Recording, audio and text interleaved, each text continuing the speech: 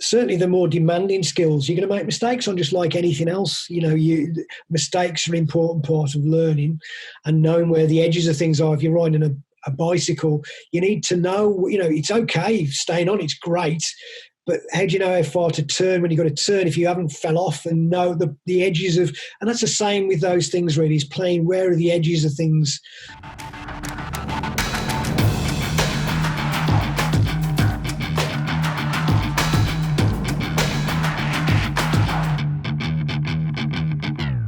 Welcome to another episode of the Science of Building Champions podcast, where I chat with top-level fighters and coaches and dive into their stories to discover what makes champions. And today, I have the honour to speak with Tony Myers, Professor in Quantitative Methods at Newman University, Muay Thai coach, referee and judge, turning out fighters like Dean James, Nathan Benden and Rob Allen from the Sitsiam Gym in West Midlands, and a world authority in Muay Thai judging. And I'm excited to have you on the podcast, Tony. Thanks for joining me again today. No, thank you for inviting me. Always good to talk to you, Tom. And I say again, because with full disclosure, we did get together before and I had a problem with the recording with the first time we got together. So avoiding any muppetry on my part, this time everyone's going to get to benefit from the experience that you're going to share with us. That's fine, Donny. Yeah. Right. So I've first met you back in 2004, I think it was, at one of your judging and referee courses in Birmingham, one of your very early ones. I don't think you didn't even hold like an assessment at the end of it. It was just running through the process. But I remember that you spoke very fondly of training with the late Mr. Pimu in Bangkok. And I managed to train with him a few years later as well. But I would love to know, where it all started for you. With Muay Thai specifically. So how did you start out in Muay Thai? So I've been doing, I guess at the time it was sort of 70s, end of the 70s. I was into martial arts from a young lad. So I'd seen some Muay Thai, but I'd not really participated. And what it was we were mixing. I was doing karate. I'd done karate for a long time. I've done boxing, and we were mixing it together. I guess which should really be something like MMA, which was grappling. I'd done a bit of jiu-jitsu, but not Brazilian jiu-jitsu. And so it was sort of grappling and striking with boxing gloves. Well, initially without boxing gloves, but there was a bit too much facial damage. So we donned boxing gloves on, and that was a bit sort of, I guess, a bit more civilized.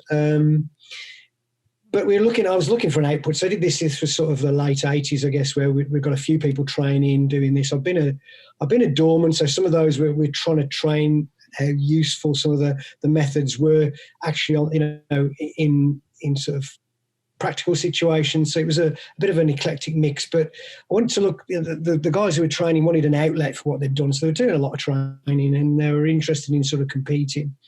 And I was looking around and I'd obviously been aware of Muay Thai, even though I hadn't really delved into what it was, and kickboxing was quite popular. And so I'd had some links. I'd gone to train with what was called Freestylers Gym in Wolverhampton at the time. And so I had some links with their guys. And so I did this show with I was running a security company at the time, so I had some money to sponsor it with a friend, a guy called Ian Taylor. We put the first show on. And we held it it was a theatre, so we had quite good lighting. We had fairly good sponsorships. We had great trophies. I remember having silver-plated trophies. I don't think I've ever seen those again at a show. Well, stupidly expensive stuff for the wrong things. But anyway, we did get some good fighters on there at the time. So the names at the time, Eval Denton, I remember fighting on, some guys from down south, and we had some guys from Manchester. And I put some of the lads in who'd never fought Muay Thai at all. In fact, so they did amazingly well. Even though they didn't all win, a number of them did win. And one lad in particular became a champion, Yuk Fung, actually faced a British champion. It was a really challenging fight and gave him a brilliant account. He didn't win, but he gave a brilliant account of himself. And that sort of spearheaded him into a career in Muay Thai after that. But one of the things I was impressed with at the time was there was a fighter, Paul Bates from Tony Moore's gym. And even though the fighting was very impressive for the other people, technically I was impressed with his technique. So I thought, do you know what, I want to find out a little bit more about this. So I went and used to go to Manchester on the train every week to Tony Moore's gym, Sitsiam, in Clayton, Manchester, and trained alongside him. And it was Tony really who made the link to Thailand for me. So he'd set a gym up, or he was in partnership in this gym in south of Bangkok, in Bampay, and some lads had training with me at the time. Will Hastings, who became a really good fighter and a champion later. We went to and we went to this gym. We had to build the gym. It was really unfinished, so we had to sleep on. We carried those ants all over it. We built the ring. They were training. Actually, the gym that a guy called Ajarn Tong was he trained some lads who fought at Lumpini, but they were basically in their back garden, really. So it was a makeshift gym in their back garden. So this was right. By building the gym, I mean, we had to sort of help put the ring up, and we didn't actually physically build it. But we slept at that point under mosquito nets. It was very raw, but very good. And the guys were really nice. And that meant I was really then sort of started changing what I did already. I got the sense of it. What I was doing really wasn't genuine. I mean, that sounds strange. It wasn't really Muay Thai as it was in Thailand. And so that sort of meant that every year then it was sort of a bit of a ritual to go to Thailand, sometimes a couple of times a year, to try and train. So the year after I went, to Chiang Mai and trained with a guy called Tutu, who'd been a former champion. That was his nickname. I can't remember his actual fight name. And then the year after, Tony Moore gave me a number of a guy called Pimu, you just mentioned, Pimu, and he was at Pinsinchai Gym in Bangkok. And so I went to Bangkok and I called him, and he said, come over, and he put me up in an apartment. And I went to Pinsinchai Gym, met some guys actually I've been in touch with ever since, like Thailand. Pinsinchai was a young fighter, young champion at the time. He was a champion at Rajnam at that time, but about 19. And some other, I don't know, about 6 champions at that time. So it was an amazing experience. And I guess what really impressed me about Pimu was his attention to detail. So it was both his attention to detail, because he was very, very precise, inch precise. He was quite harsh, but I trained with at least as harsh Japanese guys who were also a bit ruthless and not particularly pleasant in karate. They were like afterwards, they weren't that too. Well, Pimu was really friendly after, even though he was a bit harsh. Training, he was really quite friendly after. And so that's where that journey started, really. And it was the other thing that impressed me about him, I guess, which I'm mindful of to continue, is where, he said you should have a reason for everything you do. So you should be able to say why you're doing something, not just do it because other people do it. And he was using some techniques actually were not standard at the time and were, controversial, I guess. One was putting his arm across for kicking. So when you kick, you put your arm and shoulder across the face. And I think that was based on his experiences in Holland, where he took fights who were very successful fighting at the time against the Dutch champions, which were really, it was a strong and continues to be a strong country for producing fighters, but very different style, where he punching low kicks style fighters. And so I think that experience cemented that idea of changing slightly where the arm goes in a kick.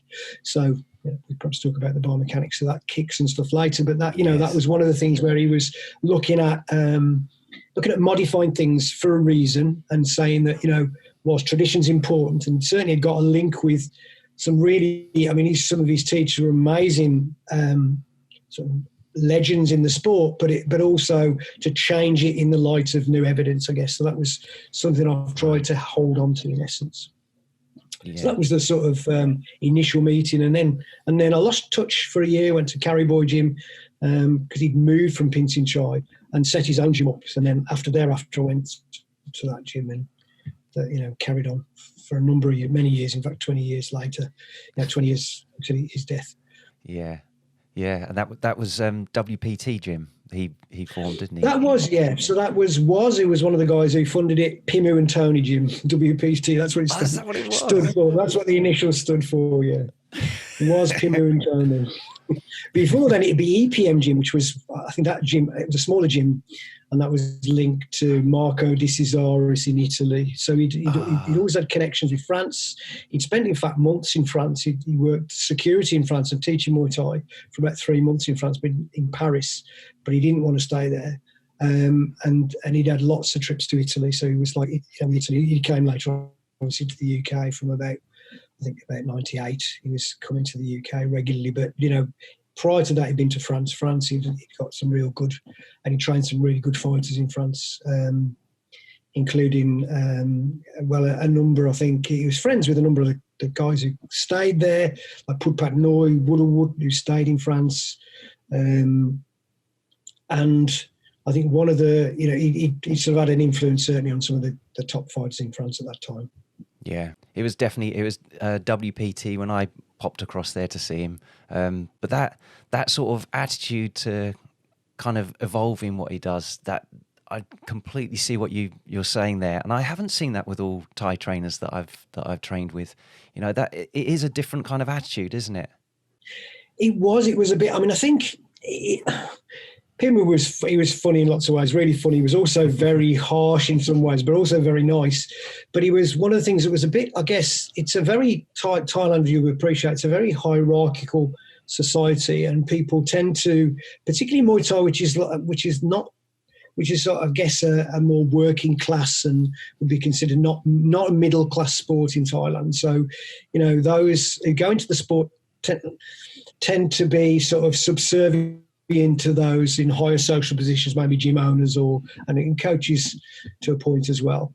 But I think he said, I remember him saying, he was cut off the TV sometimes because he'd speak his mind. He'd be very sort of, he said, I've called my parents, said if I speak true, I speak immediately. He'd had a bit of he was a bit of a character in his past. He'd had a bit of a murky past, and he pulled himself out. In Muay Thai really was, I guess, what had saved him, his continuation, and then his, the way that developed in the end post-fight, because he could have gone either way. I think Pimu, you'd had some sort of fairly unsavoury characters around him at one point, but he, in a way that that attitude had sort of helped to counter that. I don't just believe it because I've been told it. I want to, I want to both be experimental to a point, but where traditions prove to be very useful, to continue it. But if there's something more useful to sort of change things, I think that's a good thing. For me, it's a good thing to change your views based on evidence. Not necessarily easy, because when we ingrain with things that we feel comfortable with, it's not so easy to change. It's not even so easy to see evidence that's different, really. So, we ignore it almost. So it's, it was a trait that I valued in him. As I say, as well as his precision, he was very half an inch lower, and it was very precise in terms of what he wanted. So, that was good for me, because it'd been much looser. There's a general idea of it, but he had particular reasons for doing things. So that was good for me. Yeah.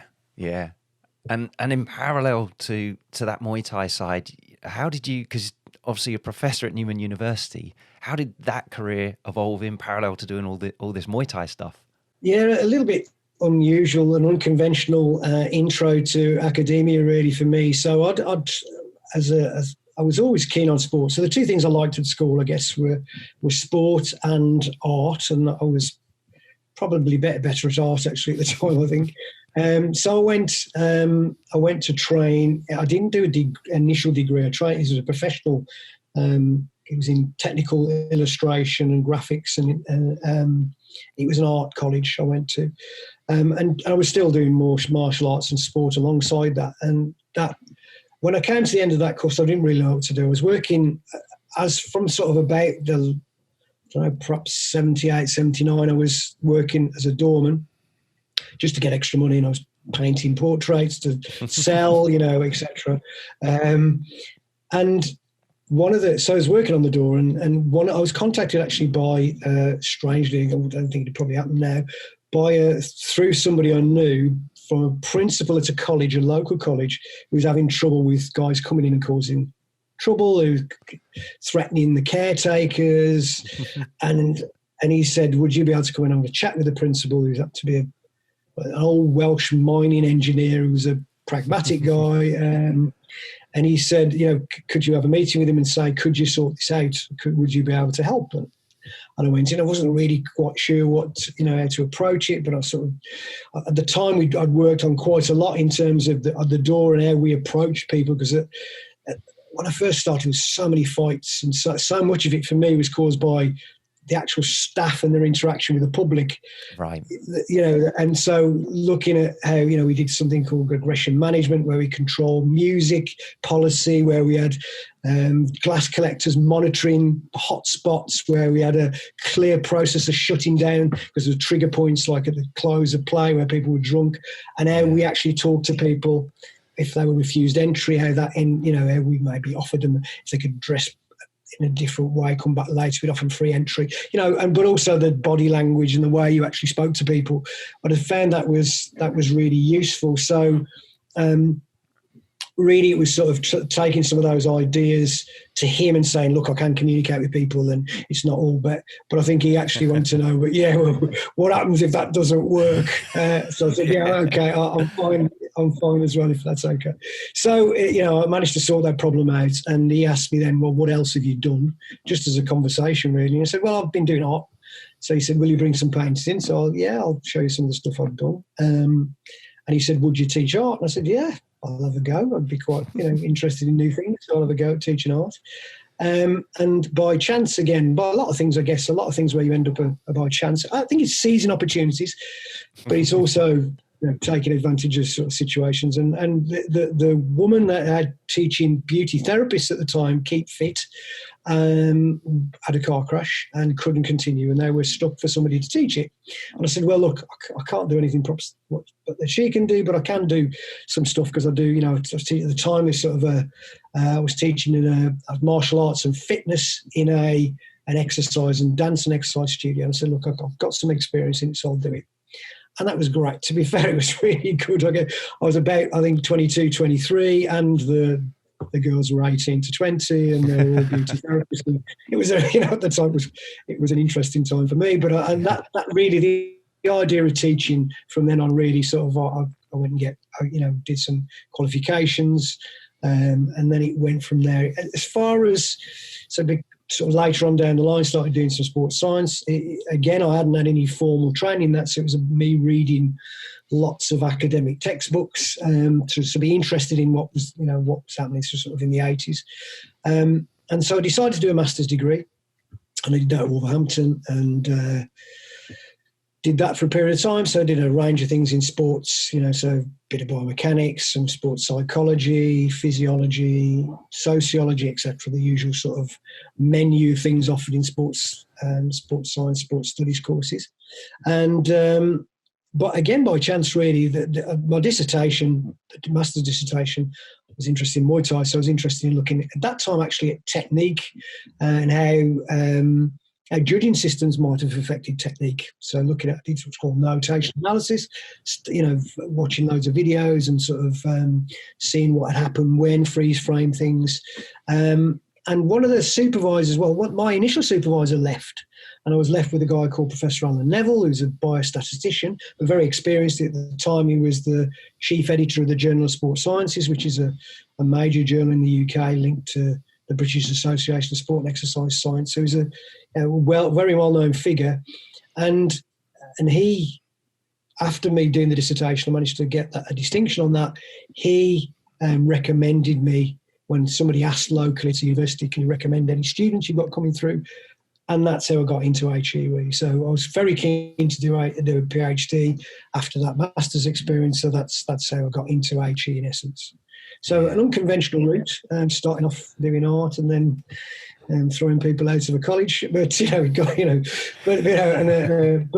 was useful. And Alan's still been he's a collaborator on a number of things still, Alan, and he was one of my PhD supervisors. So him and another guy from Australia, Nigel Balmer, who's now he's in Australia, wasn't then, a statistician who works with University College London. Both of those supervisors, along with Yaki Nakiba, who's my supervisor from the university I'm at. So they were instrumental in keeping that interest going, I think. And I then carried on doing research on Muay Thai, judging at the time for the PhD. That was the focus of the PhD as well.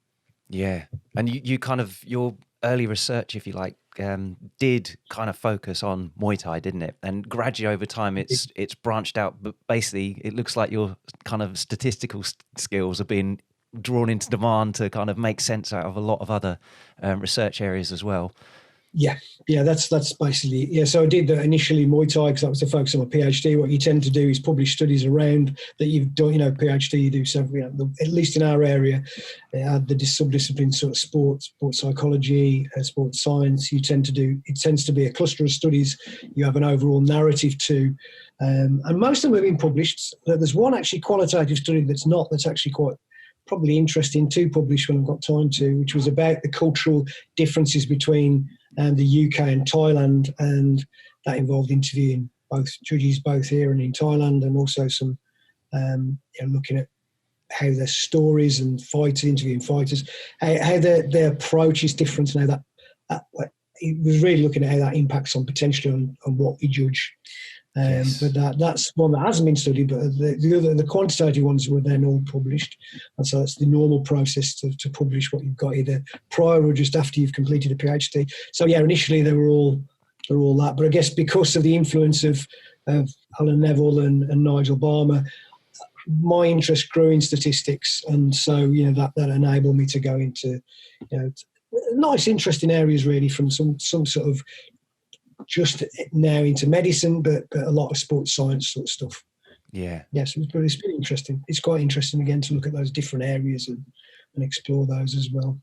I think it's fascinating how you can use the statistics to actually draw something meaningful out of a cloud of information. And it's like, well, what can we actually do with any of this? It's good that we've measured all of this, or not necessarily that the quantity of things. It's like you say, it's qualitative kind of information, isn't it? And it's how you manage to kind of distill that into something that's useful and categorize it into something that, we can see what's actually here now.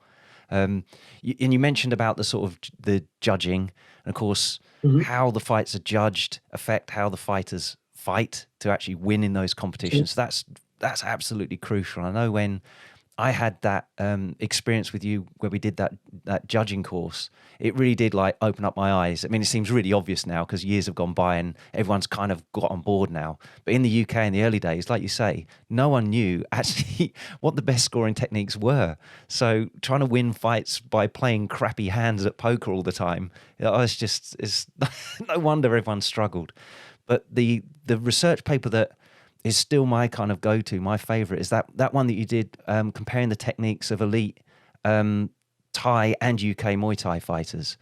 That I found really allowed me to kind of, as a coach, to kind of distill what we should be training on in, not just in the Muay Thai technical and tactical training, but also in terms of what the techniques, and therefore which muscle groups are used more often than others, and all this kind of stuff as well in the strength and conditioning side.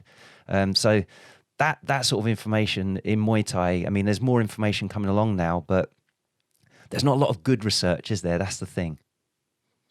Yeah, that was one that actually was sort of stimulated from stuff I'd done at master's level, really, which is where, taking the sort of approach of let's analyse differences. There wasn't, again, now that's, even from then, things have advanced quite a bit in terms of how you collect that sort of data.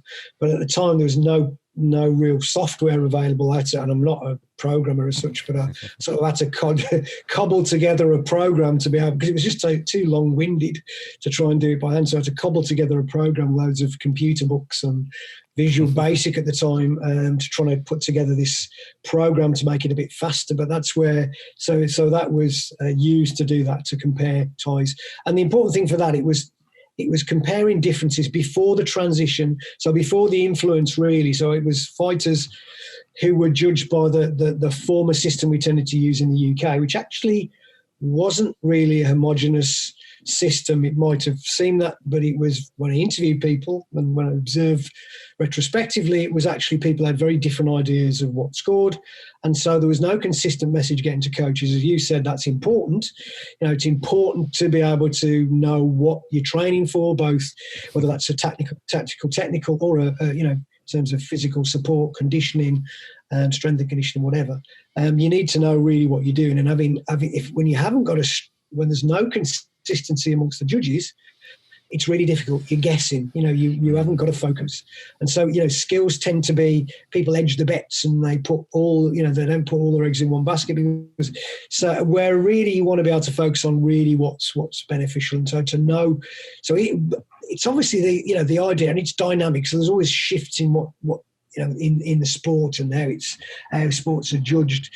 But if there's no, the external reference system for me, the external reference point was, is it consistent? And given it's Muay Thai, we probably want to look to Thailand to see what things might be important, which is what the sort of first qualitative study I looked at in terms of the PhD is what does it mean? What are the key things? And then can people apply the system consistently? Because if they can't, it's problematic for coaches because they just don't know what to focus on. And that particular study was looking at, well, what happened before these rules came into place? So what were before we started to change the way the UK judged the sport to be a bit more similar to Thailand? What were people doing? And there was no real consistency. So it wasn't an homogenous series of techniques. It was doing what they thought was good at the time and what the coaches felt and what the fighters felt were good, compared to the Thais at the time, who were much more consistent. They had different fighting styles, they different physiologies, so they chose. But fundamentally, there was some underlying things that were similar, and that was around balance, effect, and etc. All the things that are highlighted in that paper really about, what does that look like? What does effective strikes look like? What are the key things? And they, irrespective of what style they had, tended to be more similar on those things. And that was obviously down to, well, not obviously, but that was in part likely to be the judging and the fact that, some consistency in judging meant that coaches knew exactly what to teach. And one study actually that I wanted to, it was actually done before that, but I had sort of got this idea from a master's study that I was going to find the same sort of things as I found in the end, sort of preliminary investigation in terms of it looked like there were differences and some consistency in Thailand. I wanted to see whether there was ideas that Thailand were very consistent in their judging and the UK not so much.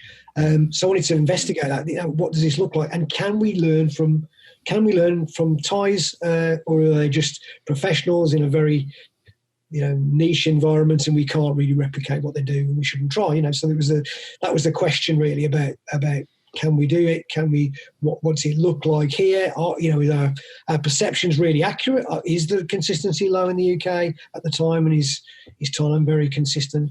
So that was initially a year-long investigation, taking things from the UK, so scorecards.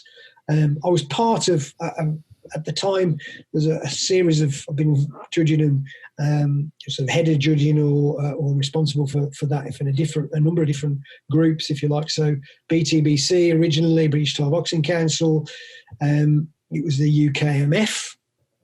At one point, I think it might have been when that started really, and then later on the IBMTO.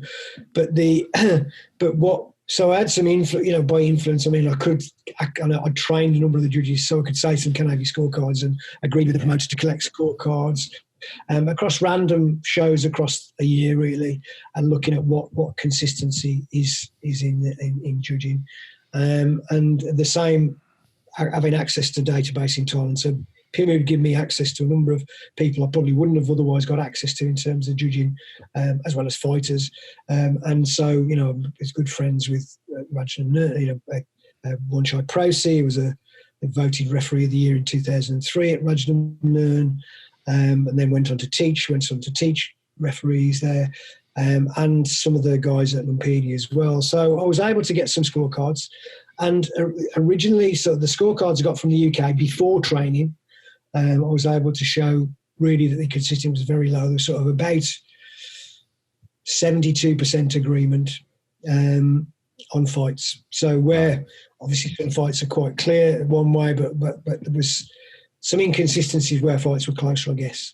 Where in Thailand, that was quite different. In Thailand, that was much more consistent, about 92% agreement. But where there's about 4 fights, and that even then, it was either a draw or a difference. It wasn't like one judge went one way and the other judge went completely the other way. It was either a draw or it was a decision on 4 of the fights. And the points were very close. They were, and it was sort of saying, okay, so we've got these differences.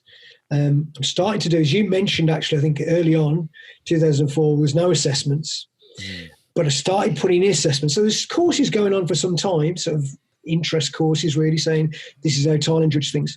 But realising actually that wasn't changing people's judging practice. Even if they'd attended a course, they were still not judging in a particular way. So the assessments came in. And so these initial data was collected before assessments. And then it was sort of, okay, now we're going to really impart training to these people and assess them. And we're going to use the people who've passed the assessment and look at how they judge and look at the consistency across their judging and compare that with Thailand. And when they were able to show really that it wasn't just the fact that these were professional judges in Thailand, that actually if you applied their system, whereas a system very similar that was acceptable to the West, I mean, there's no bias in terms of, well, not obvious bias in terms of gambling bias, etc., but there was in terms of, the things that they were judging, the concrete ideas of what, how do we operationalise, how do we say what effect really is and not just leave it up to a subjective idea of this is what we think's effect is. And so that might be each judge having their own idea. It's sort of saying, now what it means is this. If we agree what it means, they were very consistent. In fact, consistent was slightly higher. The point gap was a bit bigger. So the points difference are greater than Thailand, but actually there was a 97% agreement on fights. So it was really good. I think the points agreement was different because of the way that judging was done, certainly at the time. I've no idea whether it still is, but I'll be surprised if it's changed too much. So at Lumpini, interviewing one of the heads of refereeing at Lumpini at the time, he said the judges fill the scorecard in after the fight. So in the general stadium fights, they fill it in afterwards. So the points are very much closer in that sense than scorecards that are filled in as they go along, which we were tending to do round by round in the UK. Even though it was adjusted the same way as Thais did, we looked at the overall fight and looking at a number of the analogies in Thailand were about a running race or a marathon, about, somebody can start off quickly and somebody can overtake later on. So it was being mindful of that. And that's a challenge to record as you're going along on fight scorecards, but it was looking at that. But the consistency was, so it showed, I guess, we could translate and learn from some of those lessons from Thailand. And then I think that, and obviously access to Thailand and training in Thailand much more readily now, there was a shift in the UK fight, the ability to fight Muay Thai style. So it was that judging influence as well as the access to Thailand, I think, helped. And therefore people coming in and know no difference. So, it was quite different, as you'll be aware, in the 80s and early 90s in the UK than it is now. Yeah. I mean, I think your work that you've done there has made such a huge impact on the level of Muay Thai outside of Thailand to bring it up, because people just didn't know what they were shooting at before. That, like you say, they were just guessing. So I want to say a massive thank you for doing that work and sharing that with us all, because it's made a big difference to everybody. That really has. And I just wanted to mention as well, so away from the sort of the judging side at the moment, obviously there's a lot of different aspects to training and research. When I last saw you in person, I think it was actually, the years have just flown by. It was back in October, actually, at the Yokkao show in Bolton. And then you mentioned that you were doing some research, and it was on, I'm trying to remember now, it was predicting the power from the rear dominant side on punches, elbows and kicks, I think it was. So I know you mentioned before that COVID has kind of put the dampers on the progress of that one at the moment, and that's still underway. But is there anything you can share on that? And I do understand that's still in the mix at the moment, so it's unfair to kind of say, have you got any conclusions yet? But is there any observations that you can share now? Yeah. So that, to sort of mention what that is, so it's something I've always wanted to do, to be honest. So it was waiting until we got the kit. So I tried previously when I've had a number of ties through Pimu really stay. So Duo, Kongadom, Thailand, Pinsinchai, and many others that have lived with me. Slept under my desk at Newman University because of jet lag. And we got the resources we had at the time. I tried to do what we could. So I remember sort of attaching electrodes to do his calf and thigh muscle, and having it attached and wrapping a pad around this, and it kicked off the sort of chair we were on. But really just sort of trying to work out what had happened. And I thought as soon as we can actually get some really good biomechanical equipment, one thing I really want to do is look at the biomechanics of techniques. I guess stimulated from my interest, not only in terms of coaching and what I've been taught from Pimu and how little things made a difference. I had a sort of a master's module on qualitative biomechanics, which I think did help my coaching to observe particular things. So it was always something I wanted to do, and I did a little bit with a strength and conditioning coach. Actually, who was also a biomechanist from Leeds, or is it Leeds Beckett now, Al Dinsdale, and we started doing something there. But as soon as we got the kit at Newman, we wanted to take not just the biomechanics, I wanted to look at how does that relate to power. So we managed to purchase from the States this thing that it was a box. It was used for boxing, really, to measure impact in newtons. The pad was when we even playing with, just it destroyed it with knees and elbows. I think it was made for punches but not knees and elbows. So we put Muay Thai pads in there, and we got 3D. It's got a 3D analysis system, which is where we can build computer models. So you might have seen it with those who've not familiar with that, but who might be familiar with computer games where they put these little reflective dots on joints around the body. Yeah, it's motion capture. Well, it is exactly that. It is motion capture.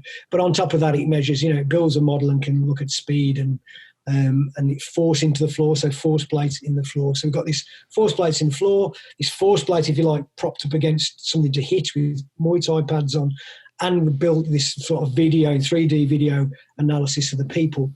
And we want to look at whether the way that people moved, what they did, the speed of particular things, whether there was any relationships between those and power output. And so, yeah, as you mentioned, COVID sort of put a damper on that at the moment. But I think it's about 16 people, I think, but I'm not 100%. I'd have to look again exactly what data we've got. But so a number of people have gone through that process, but there's a lot more we want to put through there. But a lot of them have been well-known fighters from the UK, but they have been from the UK. And I'd like to get Thais involved. I'd like to get that broadened out. I have some of those have been less experienced because I'm mindful of, to generalize some of these findings, to be able to say, this is going to be the same for you, you need a broad spectrum of people and not just a small group. Otherwise you can only say, well, this relates to this group, but it's not more. It's not a wider sort of conclusion. So, we can look at sections of that and say, for these tend to be doing it. The better people tend to be doing this. We can look, more sort of across a range of people as well. So that's still ongoing. I guess the initial findings, and these are very provisional, as you mentioned, certainly not enough data to find out. But from this, I guess the initial stuff we did sort of some loose analysis for a lad, Matt Yule, who did it as part of his master's project. We've collected data since on top of that, but it certainly is that those findings are sort of held a little bit so far, provisional findings, in terms of there's what's called an interaction between the speed of a technique and how much your body turns in, say, a kick. So if you take a kick, for example, at very high speeds, impact's good. So really, really high speeds, impact's good. As speed's not so fast, it's more important to turn the body, and it was turning the body, the shoulder, the hip, impact point together. So the time between joints or positions, markers, was important in that. So it tends to suggest that particularly at slightly less speeds, you need to turn more. And that seems to sort of, seems to be intuitive, or reasonably intuitive at least. The fact that sometimes you can, I don't know, very short contact time, very, very quick kick that doesn't turn the body but can knock the breath out and take the breath of somebody away if it's caught quite quickly. And other times it's a sort of penetrating kick where the body's turned and it's a different effect, moves the fighter. So you've got different impacts, potentially different effects on the fighter. But so it tends to be, that's got to be confirmed. But that sort of initial finding seems to be reasonable, and at least it's always useful if it actually seems to be sensible for those that coach it and watch the sport and are involved in the sport, even though sometimes things can be counterintuitive. I think that at the moment seems to be reasonable. It seems to be reasonable. And we've got some, So what we did was to try and find out what this, we obviously body weight plays a role in this as well as speed. So we control for body weight in terms of the output. So rather than raw newtons in terms of force, it was we in terms of body times body weight. So how many times body weight do people strike? And we did get some interesting results in terms of the maximum. And this might still be a little bit false, because when you both, this is a fixed pad and not moving, so not a moving time, but also it's not moving towards you. So it could be actually some of these two forces are increased. But we had one of the fighters from our gym actually, who hasn't not fought that much, who actually kicked 14 times his own body weight. So it's a huge force. Very light fighter, but very, he generated. Whether it was a bit, again, of course, it's a bit sometimes. It's when you're really delivering these techniques, it's not like a javelin throw where it's a one-off single effort. And so I'm mindful, really, we want to look at, can they return to a balanced stance? Can they do something afterwards? So we're mindful of the sort of extreme scores where somebody's just giving it everything they've got. Saying that, though, we found that really relaxing people tended to, so not trying too hard, tended to result in people hitting harder, because the people did several times. They didn't just a one-off go. They were doing it several, a number of times, each of the techniques a number of times.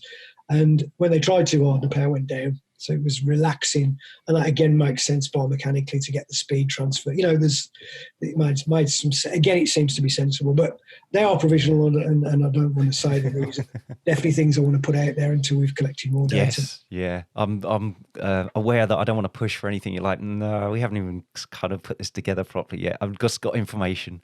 That bit about relaxing, I find is crucial. And I know I mentioned it to you last time we were kind of chatting together, but on the strength and conditioning side, I find that when I'm overloading people with external resistance, with the sort of power movements, so either Olympic lifting variants or even kettlebell swings and sort of squat jumps and all this kind of stuff, because of the overload, it helps the fighter appreciate the difference between the tension and the relaxation of it.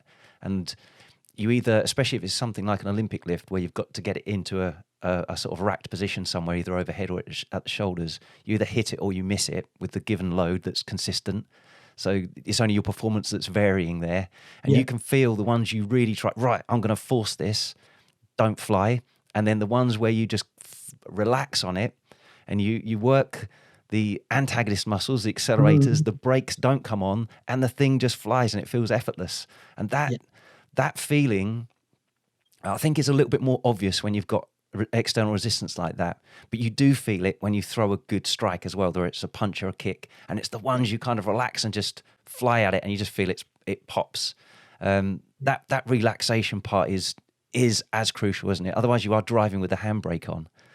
Absolutely. I think that's a good analogy, driving with the handbrake on. It's tensing, it's over tensing the inappropriate muscles, and it's about really, so it's often in coaching, don't try as hard, really it's about sort of relax, but also it's knowing what it feels like. So I find it quite useful sometimes to grab the person's leg, say, look, lean against the ring, give me a leg, let's shake you, let's twist your leg, let's see how, this is how relaxed it needs to be, this is how it should feel. And it's because it's, I don't know whether it's a Western thing. I'm not sure. The Thais are relaxed, but maybe that's because they've just got, they're seeing it all the time, and they've always seemed very relaxed. That was one thing that was a stark contrast for me when I first went to Thailand, is how relaxed and fluid and how sort of, it seemed so natural. Obviously never natural, they've learned it, but it's, it seemed very relaxed and fluid. And that was one sharp contrast to the UK, where I'd seen people, and certainly to my own experience in martial arts, karate, which was very tense, even though that probably was a bit of a different view of it, a westernized view of a system that might not have been the same in Japan. True, yes. I don't know.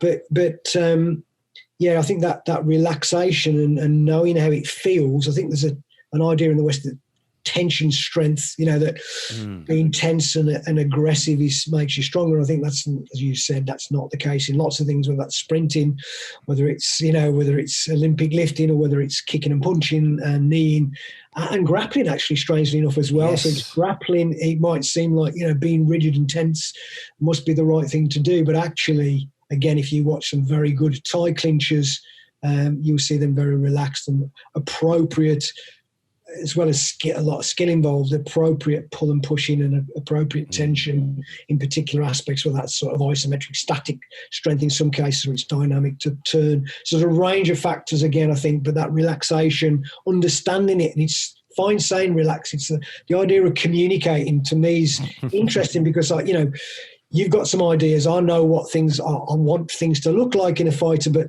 to get that across to a fighter needs to be in the language that fighter understands. And that's challenging because when I say relax, what does it mean? Does it mean, does relax mean flopping down, or does it? So physical sort of feedback in a way as well. This is how much you need to turn. Feel this. This is where you need to go. This is how relaxed your leg needs to be. Our found is quite useful alongside, different, as many different ways as I can explain the same thing.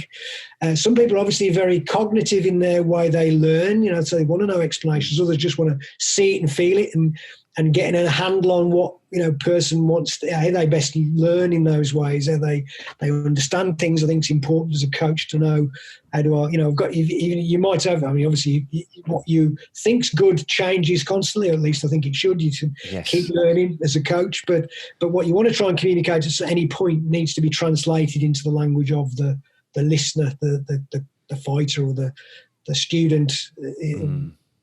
And that's, I think, is important. So it's, those sort of things about relaxing is really important, but quite challenging sometimes to get across with just words, because they mean different things to different people. Yeah. I think as coaches as well, the more you can kind of create different environments, whether it's with a partner drill, like you say, grabbing hold of someone's leg, or whether it's adding a resistance to a movement so they can really feel it. Ultimately, you've got to be able to feel it, haven't you? If you haven't got time to think about it when you're trying to use it in a fight, you need to know what feels right. You absolutely do, yeah. Yeah. So something else that popped up in my head there, you're talking about the difference between, like, say, some of the UK fighters throwing a technique and the Thais being more relaxed. I kind of had this 3 stages to power in my head that I kind of come up with. And there's kind of like the first stage is like the raw athletic qualities of the individual. So whether it's the strength, power and speed that they actually possess. And that's like the input to the system. And then you've got in the middle there for me, there's like the efficiency, which is then like the skill, the relaxation, the timing, the coordination, the balance, all that kind of stuff.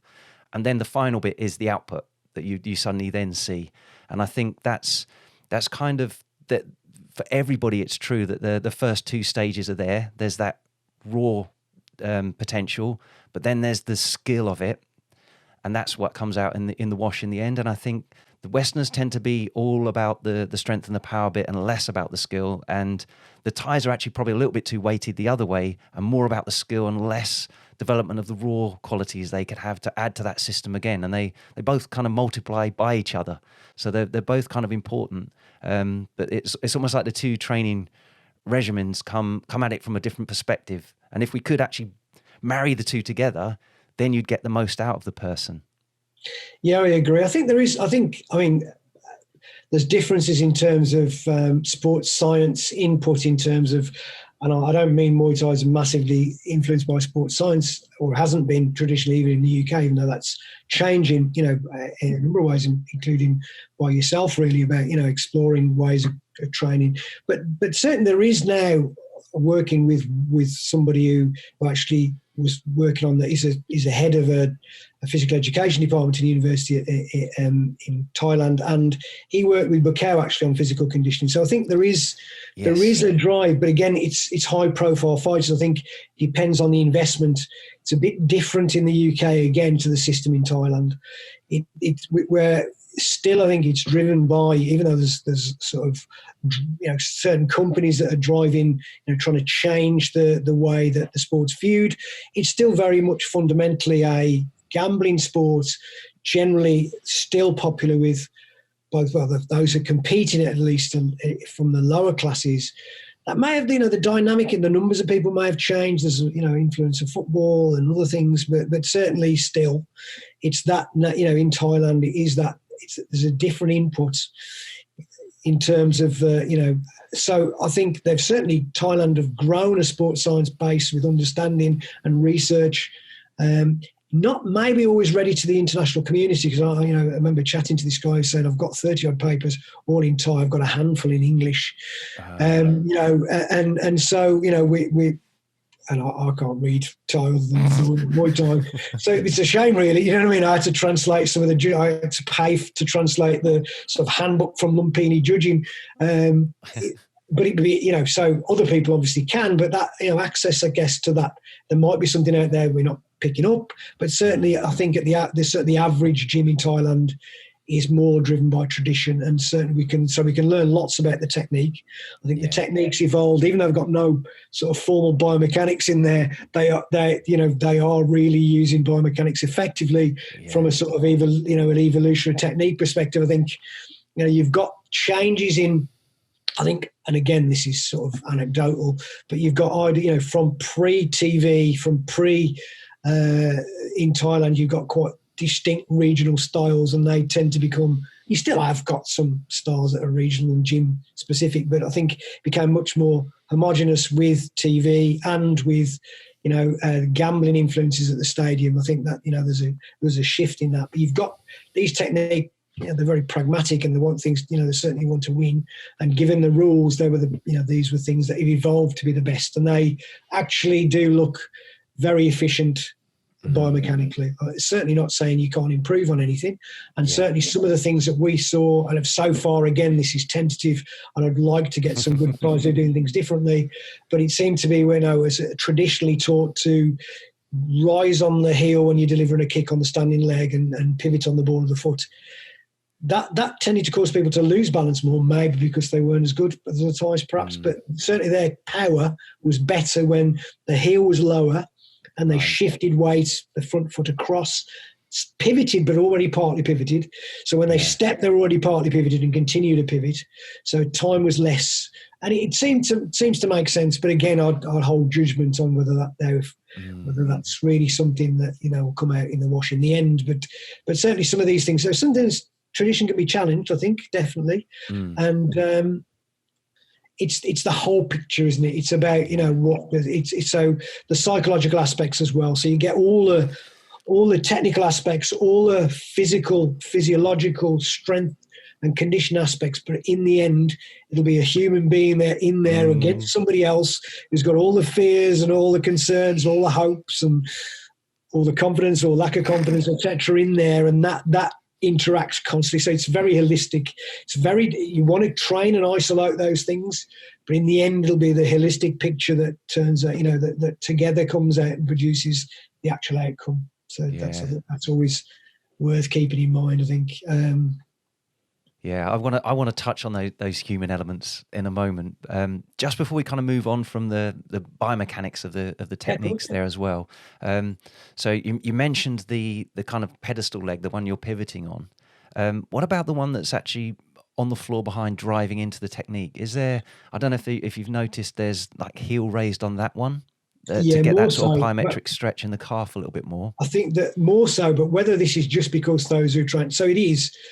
But whether the people who have done, so I haven't had any variation much in that. So there's been sometimes it's been lower, but I think the higher heel, and the deliberate initial drive into the floor, I think is important. Certainly in terms of I've anecdotally found that important, and I'll be surprised if there's not. But I'm prepared to be surprised if there is. Yeah. But that's not important. That drive into the canvas, because certainly I think one of the differences that I've noticed, even now with some Thai fighters compared to UK, even very good UK fighters, is being grounded. So that by that I mean they're able to use the floor, the canvas, very efficiently to generate power. So it's both when they land, but also as they deliver a technique, even when the legs caught, or that their dynamic balance, but the connection with the floor when they need to, is really good, including clinching. I remember trying to break Sanchai Salking Star, and he's like rock. He's very stable, very well positioned. His position's very good, very solid, and it's that connection with the floor. And I do think that's certainly something I've always taught, and I think it probably will come out. But I'm certainly I'm mindful that I don't want to have confirmation bias in that. So you sort of do have to almost challenge your own views with some of the analysis and saying, okay, let's say this really wasn't the case. Would it still come out as showing? There's sort of ways of manipulating the data to challenge your own views, and sometimes that's important. Definitely. Be prepared to be surprised. Yeah, absolutely. It's always nice to be surprised. I think that's one of the things that keeps things interesting, really, because if you've done and dusted everything, there's, it sort of gets a bit stale. But I think if there's always things to learn, and there definitely is, that becomes interesting and saying, look, we've always thought this, but really something's completely different. I mean, that's certainly the lads I initially coached, and lads mainly, but there's also some girls later on that are coached, would certainly say that, okay, now we're changing this. So going backwards and forwards to time and be going, no, okay, we scrap that we've been doing, we're changing it to this.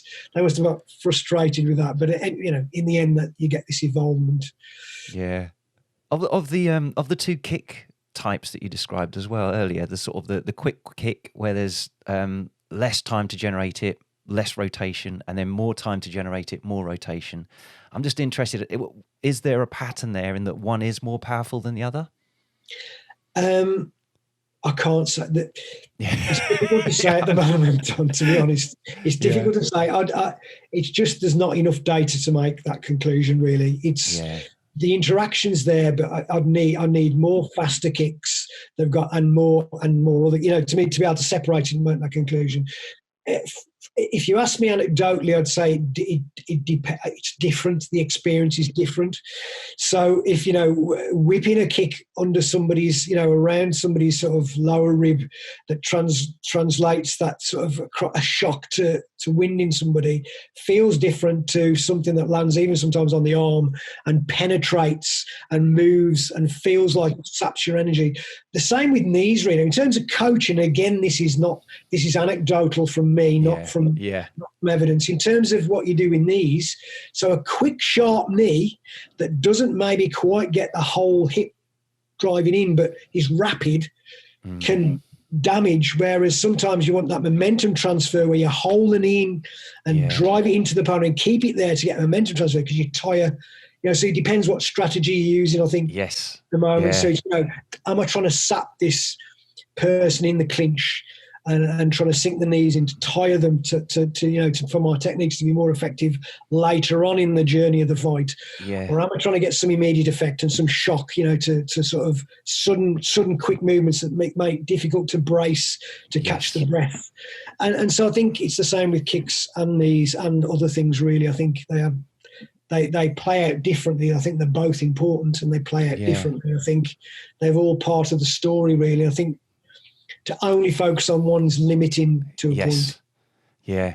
And the effect is very different, isn't it? I have an analogy in my head of it's like a momentum strike or it's a velocity strike. It's almost like something can have that same overall momentum, if you like, the mass and the velocity, but which one of the components is the biggest? It's almost like it's high velocity, low mass, like a bullet would go through something, like it's gone through, made a hole and hasn't knocked anything over. Or it's been like a car hit something, knocked it flying, but didn't really put a hole in it. It just knocked it over. Yeah, I think that's a good analogy. I think that's the case, and that they use differently in different things. And to be able to do, I know sometimes, again from an anecdotal perspective, I'd say maybe the front leg whipped up without any switch can catch somebody, can take the breath away. But if you want to penetrate, you probably want to either switch completely or cover the switch and drive in or drive from the back leg or what.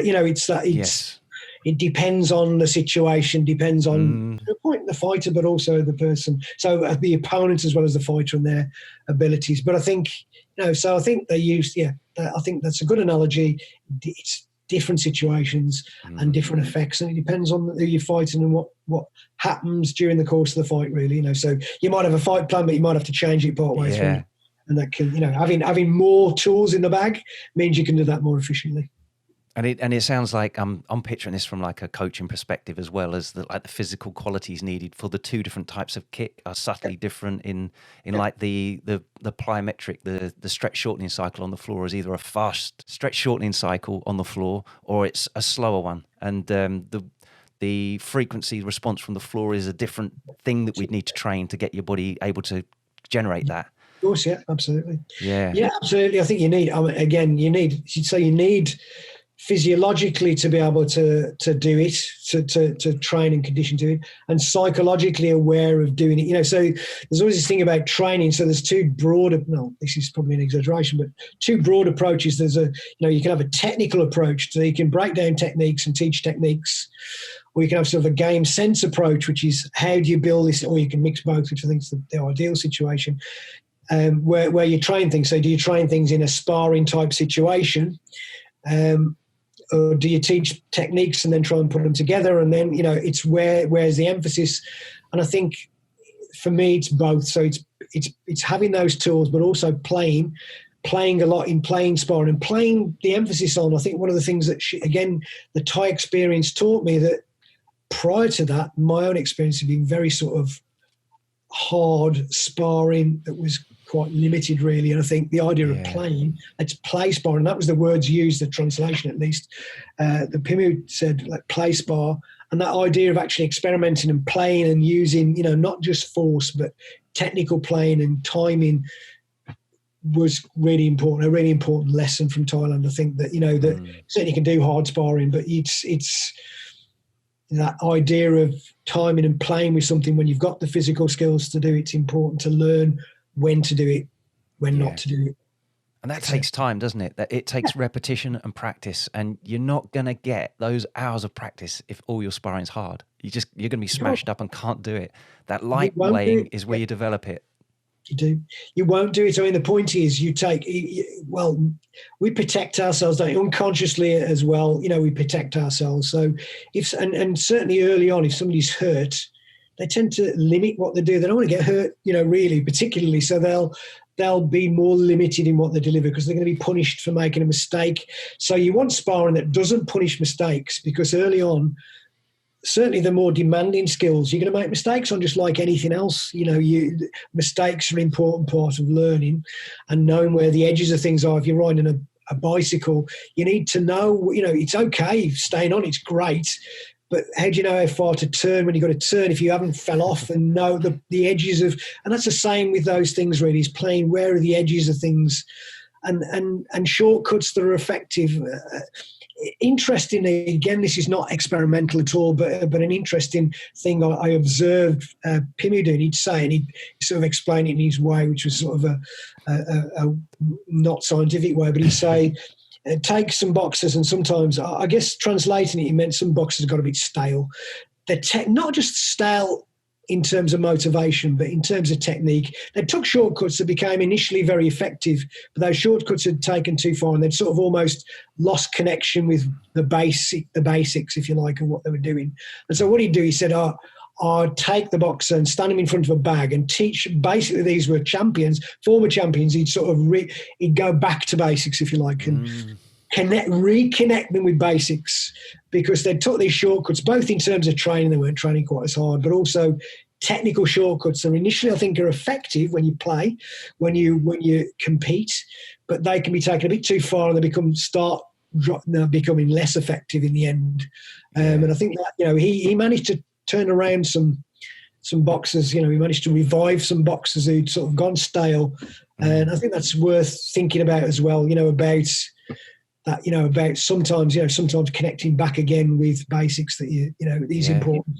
And so always when I'm training, whoever experienced the fighter, is the journey towards a particular fight will be going back to basics at some point and focused on basics again to reconnect and feel. You were talking about feeling. It is that feeling. So it's, you can communicate things in lots of ways, but in the end, and sometimes it's words that help them connect to the body, but in the end they have to feel it. So it's all sorts of ways in which they need to sort of get to the point where they're feeling it and recognise when it's wrong and recognise when it feels good is important, but also to deliver it, and doing that in a fight, takes practice, and lots of practice is important, and you can't do that, keep knocking bumps out of each other and injuring yourself all the time. There's a kind of a model I've got in my head as well, in that, you need repetition to build the skill. It then becomes automatic. You don't have to think about it anymore. But then the fact that you're not thinking about it means it's only good if that skill you developed was a good one. If it's a poor habit, then you've banked that, and now it's going to take a lot of effort, conscious effort, to repeat it out and highlight that. So when someone starts new in any kind of sport, but obviously Muay Thai is what we're talking about, there's lots of corrections you need to make initially, and you always go for the low-hanging fruit, the biggest factors, and you get those things right, so the technique's more or less there, and you're repeating that till it becomes automatic. But in the background, I can just see there's loads of smaller things that you're repeating poorly, but they're not the game changers yet, because you've got to get the 80% right first before you worry about the 20%. But it's then once you're beyond that sort of newbie stage where you're sort of learning things there, it's then willing to go back, and rather than just saying, doing this right, it's actually going, okay, I got 80% of that right. Now what are my limiting factors on this? What are the 20% that I didn't even observe that I've automatically banked that I might be doing badly now, and they now need focusing on a tweaking and actually making that effort now to deliberately go back and repeating those little bits out, because they're now my limiting factors, my priorities. And that kind of sounds like that's what you're talking about there with taking someone who's advanced. They've got the majority really good, but there's always going to be bits you've missed, and you're just kind of almost panning for gold, filtering layer after layer as you go through revisiting this stuff. Yeah, absolutely. And sometimes I think I agree completely. And I think sometimes, though, in the end, those tiny things can make a massive difference. So, tweaking those things. And people might be very skilled, but just because you're very skilled, actually, I don't think it's constant. It's undulating. So skills, you've practiced obviously for a period of time. You've maybe fought, then you had a rest period, or you're working on something else. It doesn't. It's not constant. So we, both, because it's a multifaceted, complex thing. It's not just about the physical aspects. It's about psychological aspects of, I don't know. You've kicked and you hurt yourself, so you're a bit reluctant to throw it, or you're a bit more cautious.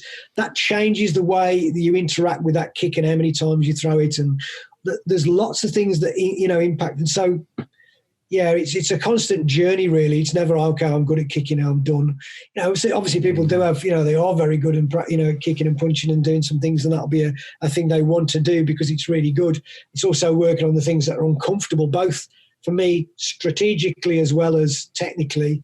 It's working on the things that are uncomfortable as well, because sometimes you can get big gains from changing something small that you're uncomfortable doing. It's difficult because you don't want to do it. You always want to do the things that feel good and that you're good at, and less so the things you're not good at. And so that's always a challenge, but I think an important thing to think about, as a fighter and a coach. It's easy. Again, it's always like, I like people training. For me, I like people training not just for a fight, and it tends to be when they get a bit better, for all sorts of reasons, they want to train just for that fight, and that's limiting because you don't get the same development. You get less development. So for me, it's a constantly training, exploring, and playing is better than let's just do a 6-week fight camp. Just fight. I think that constant development is important in all aspects, psychologically, technically, physically, in terms of conditioning, etc., is important in that giving time, not just training for a fight. And sometimes I know you end up doing that, so you end up saying, it's not as developed as we want, but we've got to go with what we've got. We'll polish what we've got. Yes. But you want to try and develop, it's better to develop a broader set of skills, a broader set of things you can use. But the nature of what you do sometimes that's limited. That's interesting. That's something I've discussed with people before is like the frequency of fights. So I guess early on, more frequent fights helps develop a fighter quicker because they've got that learning curve with doing that. But there becomes a point, doesn't there? Especially if you're now looking to change the performance between one fight and the next, you need time to make some changes and not just go out and repeat what you did before because that's your automated habit. Whether that is a technical and tactical change, or even sometimes from a strength and conditioning side, to actually generate some sort of change in the physical performance before you go out and repeat it again. And if you're kind of fighting too often, and that depends on the person, it does, then you don't have that opportunity to change anything between one fight and the next, do you? And you do just repeat what you did before. Yeah. And sometimes that wins, but it's limiting, so it's the idea of what you want out of it. And of course, sometimes that's constrained by external factors, and, different people have to do, well, I've got to fight because it's, what I have to do to make a living or whatever. It's a different thing, it's a choice, and there are, different motivational factors in terms of what influences choices in that, and influence, shifts motivation. And that's, a different story, but it's all part of that, the overall makeup of what you do. But certainly, ideally, for me, it's trying to engage with something, and try and be constantly developing if you can, rather than just be for a fight. Otherwise, it is just polishing what you've got. You might change the odd tweak in a 6-week training camp. You might polish what they've got, but fundamental changes take a bit longer. Both conditioning and technical stuff as well. Yes, yeah. I'd love to go into your why now, Tony. Why Muay Thai? So what did you appreciate about Muay Thai from the start that you weren't getting from the other disciplines you were kind of playing around with? Yeah, I think the other disciplines, I mean, again, this was my experience of them at the time. I think, it was so the karate I did as a child, I started about 12, 13. Started boxing at 12, then gave that up with the Kung Fu movies and the Kung Fu television program. Martial arts became the focus of what I was doing. It was obviously a westernized version. It was fairly rough initially, so it was fairly full contact sparring. Not particularly, in the end, it became sort of, I guess, transitioned into a non-contact, very much of a non-contact sport in the main, and so that's why I'd sort of introduced boxing and some of the other stuff. But it was forced. It still felt like it was a non-contact or a sport that really hadn't matured from a full contact. It might have in the past, but not. When I experienced it, certainly hadn't. In the sort of late 60s, early 70s, it was a sport that was, it seemed like sometimes a square peg in a round hole. It didn't seem to always flow exactly. It seemed to have to force things. And when I went to Thailand and watched and felt and experienced, that was a complete different. It felt like, actually, this doesn't have to be forced. It's just right. Things are falling into place. It was a feeling, but also biomechanically and technically, it seemed to make sense. It was poetry rather than some sort of record that was cracked and not. But it was. Yeah. So I think that was what the Thai experience of that, really. This feeling it, seeing the effectiveness of it, the relaxation, the attitude, because it's more than just the physical sport. It was a range of things like, I guess, appreciating the past, but also being mindful to develop and change from in the future. The humility of some of the people in that, whether that's their social context or whether it's just the sport. But there were some people very humble. So super champions, Thailand Pinsinchai duo, particularly, I think they were very humble. And I don't mean they're not confident in what they do, but they were saying, I'm good at Muay Thai, but I'm not good at this. So it's very realistic, but not sort of put themselves on a pedestal above everybody just because they were very, very good at a particular thing, but balanced in that way. And I think, I liked that. I really liked the fact that, okay, these were very skilled, but they're also prepared to, I remember Thailand staying at Mum's house saying, I can cut the hedge. I'll come and do gardening with your mum. That it was just sort of like, I don't know how many superstars in other sports would be prepared just to. Maybe they would. Maybe they wouldn't. I don't know. But that's what I certainly liked about the. So it was all the sort of technical detail, how it flowed, how it came together, but also the attitude of the people involved as well. Yeah. That very much mirrors my attraction to it as well. I mean, my background I mentioned to you last time is mechanical design engineering, and I've done Muay Thai and contact sports in general in parallel. But once I found Muay Thai, it was like, yep, this is the one. And it was the fact that everything you did was fit for purpose. There wasn't any wasted effort. It wasn't just to sort of look flashy. Some of the techniques do look flashy, but the underlying thing was damage and effect, and that was why it was there. Not it only scores if it does that. So that almost like the scoring system, the judging system, kept that clean. And in the sort of biomechanics side, sort of coming at it from sort of the Newtonian physics that I kind of did with my engineering work, everything we're doing is kind of like, that makes sense. That is the way I can, with my body, how I can generate the most power from this particular movement.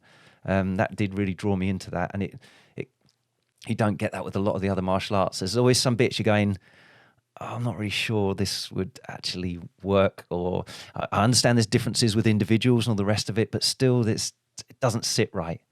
But also, like you say, the people involved in Muay Thai, that's considering how they fight. But it is the kind of shout down egos and that kind of side of it just isn't there, and that did put me off other sports. So yeah, I can 100% kind of feel why you were drawn into Muay Thai like that.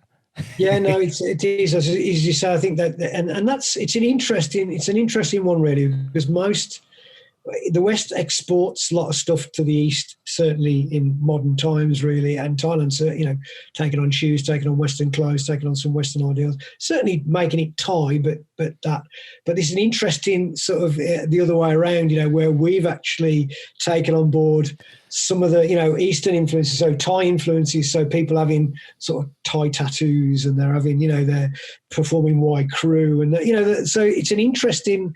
It's an interesting sort of transmission at the opposite way to the usual way things are transformed, and transported from the West to the East. It's the other way around, which is interesting. People have genuinely taken on board and taken on board the sort of some of the cultural nuances of Thailand. Actually, but they're unusual. We don't see that in many sports, really. I think, or many cultural contexts, really. That transition back from. Maybe there is from Japan. There is maybe religious stuff, but not so much in sport. Yeah. And we've kind of transitioned there onto the people element, if you like, which is massively important in all sports. But I think, something like combat sports where there is like a physical risk and especially when it's like an individual sport where it's one-on-one, you're kind of up on a stage, everyone's watching you. You're not in a team where you're kind of disappearing and some of the pressure's taken off of you. Psychologically, it's a big test. And I'd be interested. I ask people this: what do you feel makes a champion? And that's in terms of. I mean, I know you've done research on mental toughness in Muay Thai, and even developing mental toughness. It was with Paralympic athletes. So I'm fascinated to ask you, what do you think the most important traits or characteristics are for a Muay Thai champion to have? Yeah, I think it's interesting. It's and just to slightly, perhaps not directly answer your question yet. I think you mentioned something that's important. But whilst it is an individual sport, I think it's really important that it's not just the individual when they step in there. It's actually is. I know, and I think this is a Western trait. We want to be self-made. We want to be independent. Our self-esteem is linked to independence, but really, there's so many people. So and sometimes that's why people are nervous in there, because they realise it's not just them.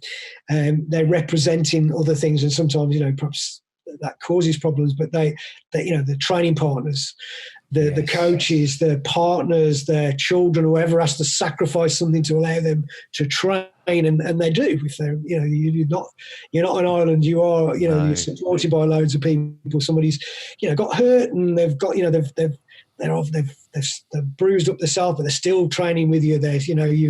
You're sharp for a fight. You're actually, able to. They're still standing there to help you, even though you're dominating the situation, or they're holding back, or simulating an opponent, or doing whatever else they're doing, or that and it's that the person stepping in the ring. They're there because of all those things, all their influence. The people have inspired them. All of those things are. It's not just them in essence, and I think that's quite important that they owe all of those people, but that all of those people want them to do well, and they've supported them to do it. But also equally, it's about so what that psychological aspect of stepping in there. It's important to know what you can and can't change, and what you can because people tend to worry about things they've got no control over, and obviously, ideally, they shouldn't. They should just do what they can do. But I think that support network's important. I think in terms of, as you mentioned, the research on mental toughness, and we didn't actually train Paralympians. We were listening to them. Yes. A master's student initially I had there was a PhD student, Alex Powell, who is the lead author on that paper. Alex said he was interested in rugby, and so he was interviewing for a master's dissertation about why were these people, he chose people who people thought was mentally tough in the sport, and he interviewed people and he said what made them tick, really, why were they mentally tough, and it's sort of the conclusion really was actually a number of these people either in the sport or outside the sport had got over some trauma. So they'd got were just exposed to it, but they're actually covered from it. So they're able to, I guess, things they faced, knowing the fact I've gone through bad stuff and I've got through it, that gave them confidence to do things, and so they're able to face challenges in the future. And so the idea from the Paralympians was, well, we were thinking about which groups might have actually gone through even more trauma, and would that still hold for them? And so that was the idea we're going with, interviewing Paralympians really. So those were both congenital, who were born with disability, and those who'd acquired it through injury, car accidents or whatever. We're interviewing those people to find out, what they took from that. Was their experience important in their success and mental toughness, if you like? And it's a very sort of challenging term in terms of defining it. People don't agree particularly, like a lot of things, exactly what it means. It seemed to be that certainly overcoming trauma was important in developing them. One very highly renowned Paralympian, obviously for maintaining for ethics. Yes. I can't, for their anonymity, I can't really say, but they were a very, very well medalled, but congenital athlete. It was asked, we always asked them, who do you think's most mentally tough, and why? It's one of the questions that came out of the interview. And this person said, well, I was born with this, and she'd certainly overcome something. She said, pain is a normal everyday part of my life. I don't think about it. It's just, it's painful to get up. It's painful to move about. It's painful to train. That's just the norm. I don't think anything about it. But said, I haven't had anything different. And the person she was talking about had a car crash. A fiance died and she was paralysed, and she felt that is what she saw as being, overcoming that was what she saw as being really mentally tough. And taking that then forward into competition situations, they always seem a little bit less, face the, what's the worst that can happen? I've been in this car, or I can't, I'm in a wheelchair for the rest of my life. And so is losing that big a deal? Can I just give it my best and see, so it's that, what's the worst can happen, sort of reminds me of the advert really, I guess. But that thing, I think is that in a way, I know I've recovered from stress before. I know I've overcome trauma. I know I can overcome this. I think that's an important lesson. And so I think part of that, certainly that what builds champions, well, it's, I think in the first place,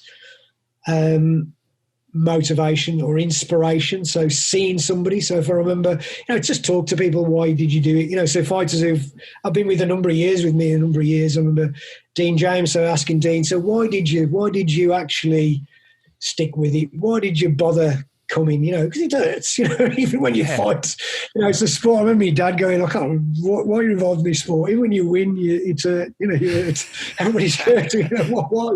What's the point?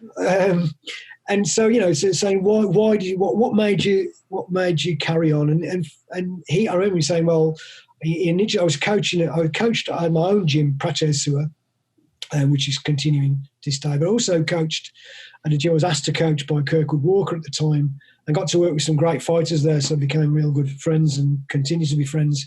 Winston Walker, Pete Crook, who were world champions. Yeah. And Dean watched me pad both Winston and watched me pad Pete Crook, and he was going, I want to be like that.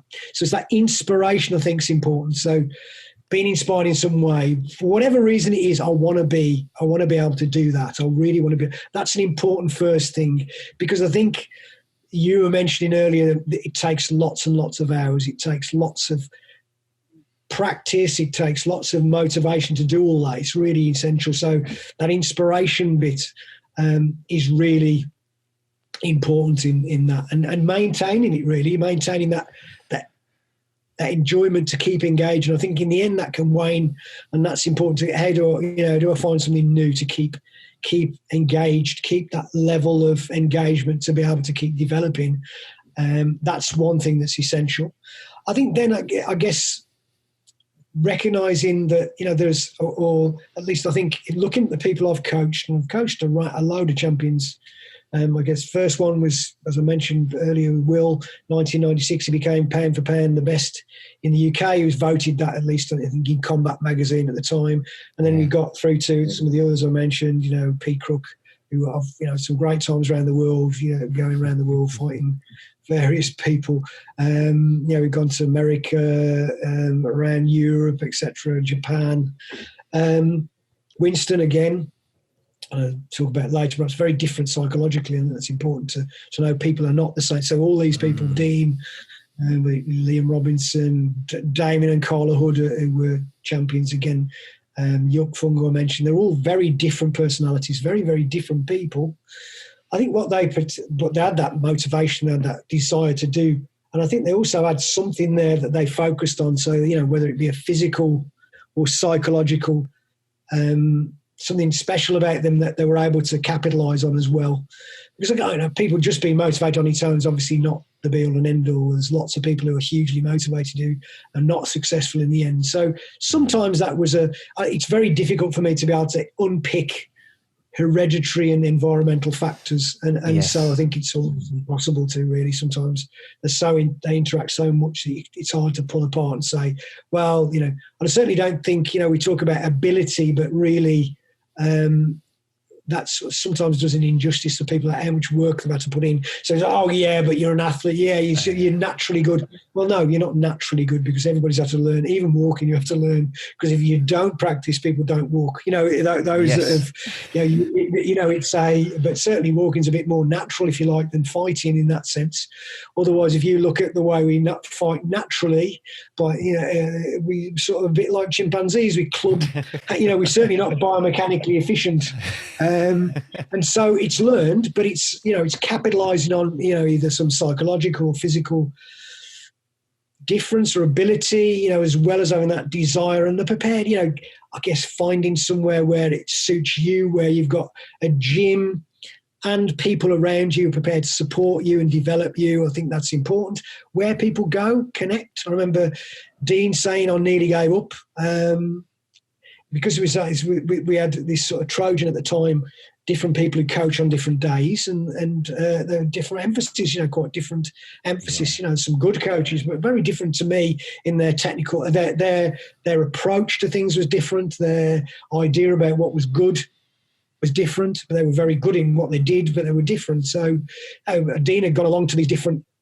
So I used to coach twice a day. I used to coach at Trojan, then go to the gym. I had Pacho Seward Gym, so some nights I didn't. Some nights somebody else taught. I think he went to one session. He just said, "All I got was beaten up." He said, "I don't see myself as a tough." So I didn't see myself as being tough. I just thought, this is not for me. And it was only when he went to thinking, I can see now it can be like a game of physical chess, that he connected with it. And so it's about people finding something comfortable that sort of highlights what their interests are, but what they're good at as well, and somebody who cares about them, somebody who can communicate. So it's relationships to develop, and that's whether they go to Thailand. I think relationships with the coach are important. Or whether it's here, it's about that relationship, about the connection as well. So it's a range of things. It's difficult to say exactly, I think. Yeah. But trying to maximise their potential in some way is good, and having people around them to do that and help them do that is good as well. I think that's important. Probably not answer the question, Don, but it's people are for champions, I think, are very different. So it's difficult to get something across all of them. That's sort of But that's some of my ideas, I guess.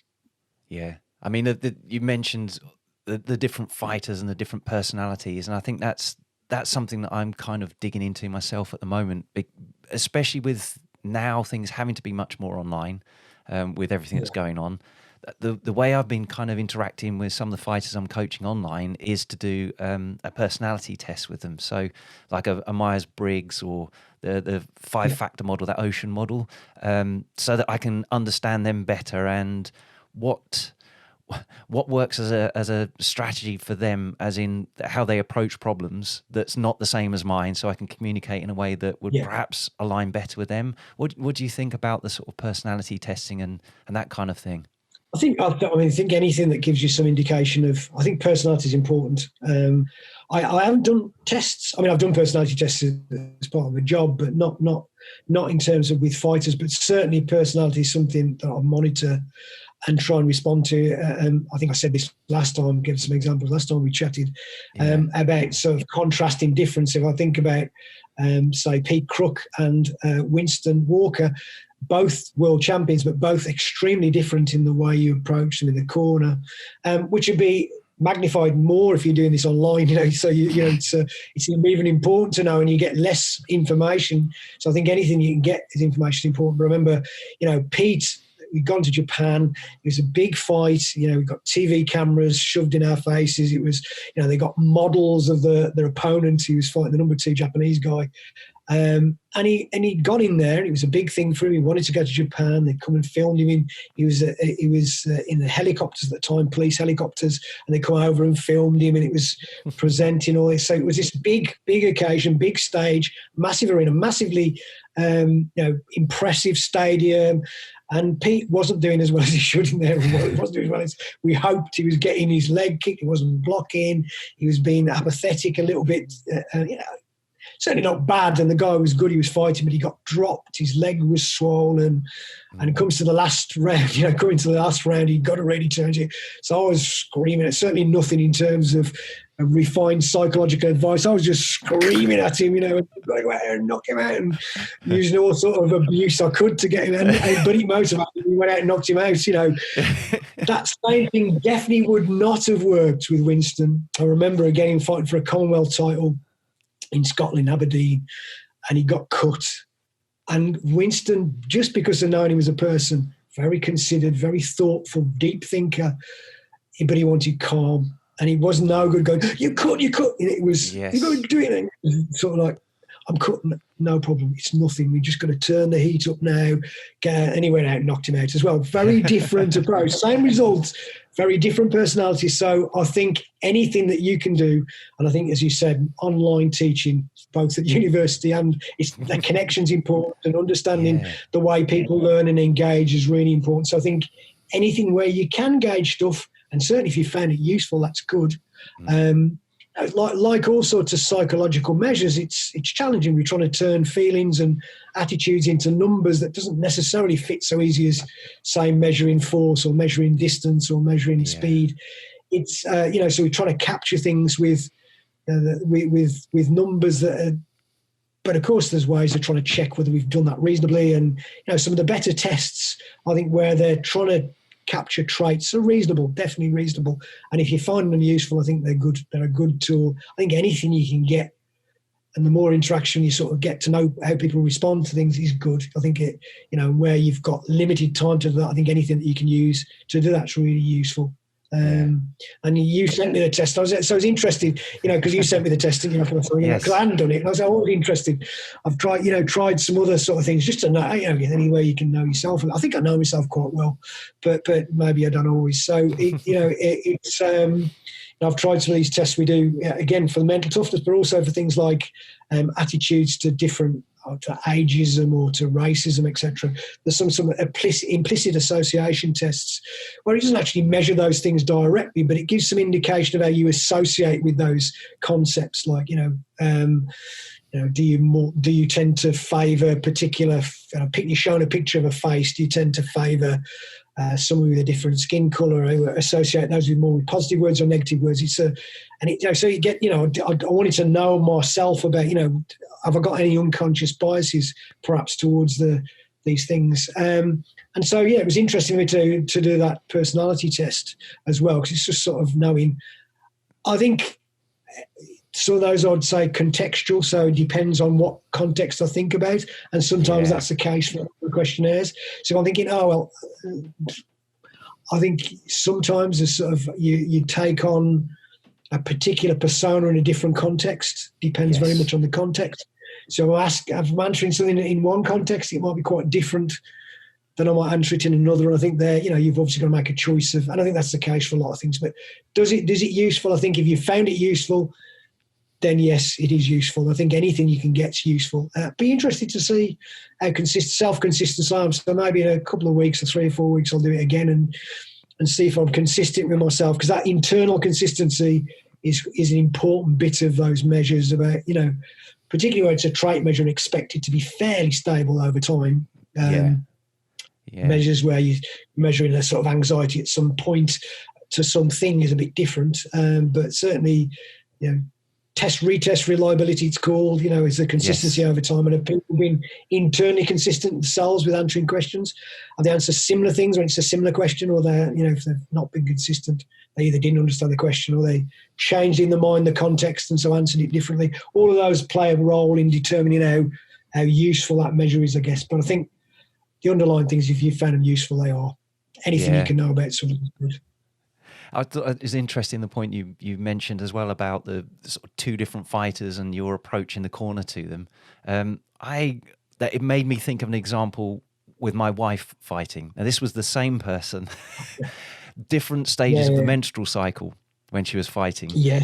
What worked to motivate her one day in the corner, or one fight, one different part of the menstrual cycle. So what typically had worked for her was, you're defending your children. It's like, come on. And that one fight, that worked. Brilliant performance. The next fight, mentioned the children, and it was like, oh, my beautiful children. It's like, oh my God. Change tact. Right, forget that.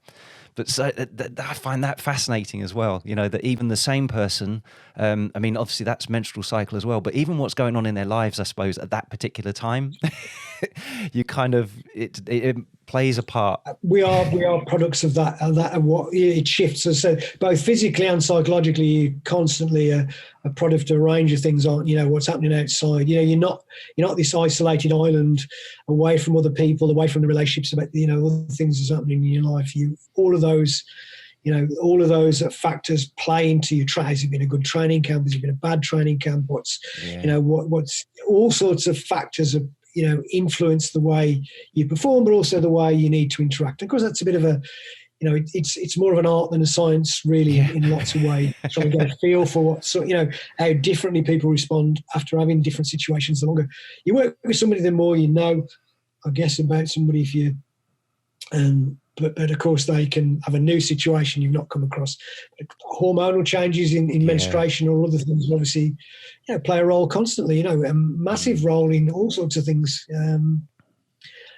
So I think those, there's the how do you gear somebody psychologically for something is an interesting thing in itself. It's quite, it's a challenge, but it's one of the interesting things for me about it. I guess, before I was a professor in quantitative methods, I was a reader in sports psychology, so that's always it's of interest to me. The psychological aspects interest me. Looking at the psychological a bit further now, then, personally, what do you feel have been your sort of greatest challenges or obstacles, either inside or outside of Muay Thai as a coach, and what lessons have you learned from those struggles? Yeah, so I think a number of things. So I guess initially, when I very first started coaching, it wasn't Muay Thai then, it was this sort of eclectic mix of different martial arts that were cobbled together really in sort of trying to be practically efficient. My background originally, even though I'd done martial arts, it was sort of, I guess, it was more sort of outside of the ring type combat stuff really, which was right from a kid. I think it was my grandfather was very keen. He had a sort of his family, so I came from a sort of a background of, in one side of the family at least, there'd been sort of boxers right from prize fighting times in the Black Country right through to my granddad wasn't, but his dad and his dad's his uncles were, and so he was, and he had all three girls, so he was really keen. At the time, it wasn't the time that girls would be into fighting. It might be completely different now. He'd been born in these periods, in the time of, it would have been born in the early 1920s. Right. It was about sort of, so my mum 37, I think she was born in 1937, so she was very sort of a product of that time. She wasn't going to be a fighter, so as soon as she had a son, it was the oldest of the cousins, it was about, let's get those stories. Those stories actually became important to me because that's what I, sort of listening to stories that he told about has been something I've used with fighters though. So that's what I think, we're storytelling animals, and I've used that psychologically with a number of fighters maybe I can touch on that later. But so using stories both influenced me, but it was very much, it's about, this is sort of you'd be saying right from a young, are you fighting? Not angry. Are you the best fighter in the school? Are you a cock of the school? Yeah, right from infant school. So I was used to fighting. I wasn't angry at people, actually. I was just trying to emulate what the stories he'd told me, really. So that's why I was very keen. He paid for me to go into martial arts. I remember him paying every week to go. He also wanted to see whether I was any good at it, I guess, as well after. So that sort of initial influence meant when I started coaching, I was interested in, everywhere I'd sort out was, let's be the toughest, strongest, let's go and fight the toughest people, let's get in a club where it's, so I emulated that, my ideal club at the time, which was like, let's knock 7 bells out of each other, let's knock pieces off each other. But to my shock and surprise, other people weren't that keen on that, really. It was only later on as well I realised actually that was a really bad tactic. It was really bad psychologically. All it meant was people were, so it was people were just not only, we got a few crazy guys who wanted to do that and, maybe like to train like that. But in the main, that even for them, it wasn't the best environment. So I learned, when getting involved in sports psychology, actually the sort of environment you set and the target, the things you set are really important in both what they go for and what they see as success. And in that case, winning was so the idea, the mantra was winning's everything, but actually that's not the best approach at all to have, not even for winning. So, Yes. if you really want to win, you're probably better off saying, well, winning's not the focus, it's performance, because only the best I absolutely can rather than the best of the few people I'm around. So that means not just looking at winning and beating my immediate peers or whatever. It's about maximising my potential. And so the environment changed dramatically. So when I realised actually what I was doing is probably a really bad idea, and changed that. And I'm really pleased I did. I remember, I did speak that last time. So Will Hastings turned up. He'd at the time I'd already transitioned to this new idea about being the best you can. So people then, who they wanted to compete against changed. So before everybody was cautious, I want to go against somebody I can definitely beat. I'm not going against anybody because I was going to fail if I didn't, I'd be seen as failing, because that was the mantra of the club. That was the environment I was in. That was the message everybody, coach and fighters, would be thinking about. Whereas when it shifted, it's about, well, I want to try and find somebody who's going to make me better. That means usually find somebody who's better than me. And that's sort of been where Pacho has gone, really. We've always put people against, people who potentially maybe they're slightly outmatched, so they have to train really hard. They can't take anything for granted, and they see it as a developmental journey. And that's proved to be successful, really. And I think that's a good thing. So that's one of the things I learned. And Will turned up. He lost his first 4 fights. Had he been even a year maybe or 2 years before that, he probably would have given up as being a complete failure. He said, not for me. But what he was saying was the right thing, saying that was a really hard fight, but I think I learned a lot from it. And he, as I say, became, in the end, British champion in 96, but, voted pound for pound best fighter by combat and BTBC at the time. He was fighting international opponents. He didn't lose. I think he got complacent once and whether he lost on points or whether he nearly did, and that kicked him. It was like, I can't take this for granted. I'm winning a lot, but I can't take it for granted. So that idea about, I would have lost him, and still he's a friend. Almost all of the fighters are still friends, and I would have lost those relations. So I'm really pleased I changed in time, and I think that's been beneficial for anybody. So that's one lesson I learned, to not go with what just works or what I think's best at the time, but to look a bit more at why other people respond to things, and perhaps a little bit more about different psychological approaches. I think that was a lesson learned. I've tended to have good relationships, but again, relationships vary with various tensions across time, and also with, we put, I think even more so now with the digital age, we've got this particular image. I think we always do anyway. We've got this face, there's an outward face in us, but there's a different person inside as well. So I think we're all complex characters, So, I recently, very recently, a guy who's, I used to teach a long time ago, and he trained with me, Paul Lunny, who he's living in Thailand. He came for a visit, and I hadn't seen him for a long time.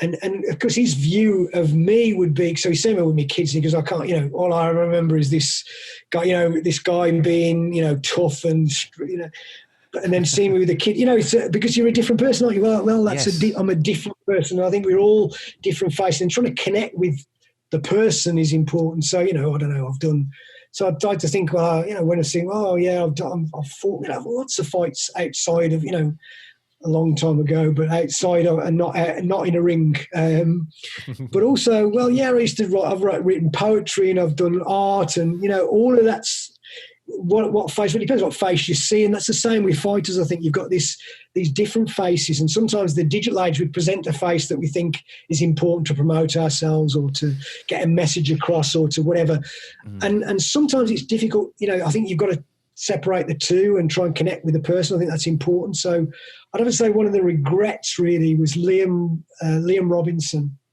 Liam was excellent skills, really good, outstanding skills. Even, when he went to Thailand and trained, he would beat some champions in clinch. He was very good.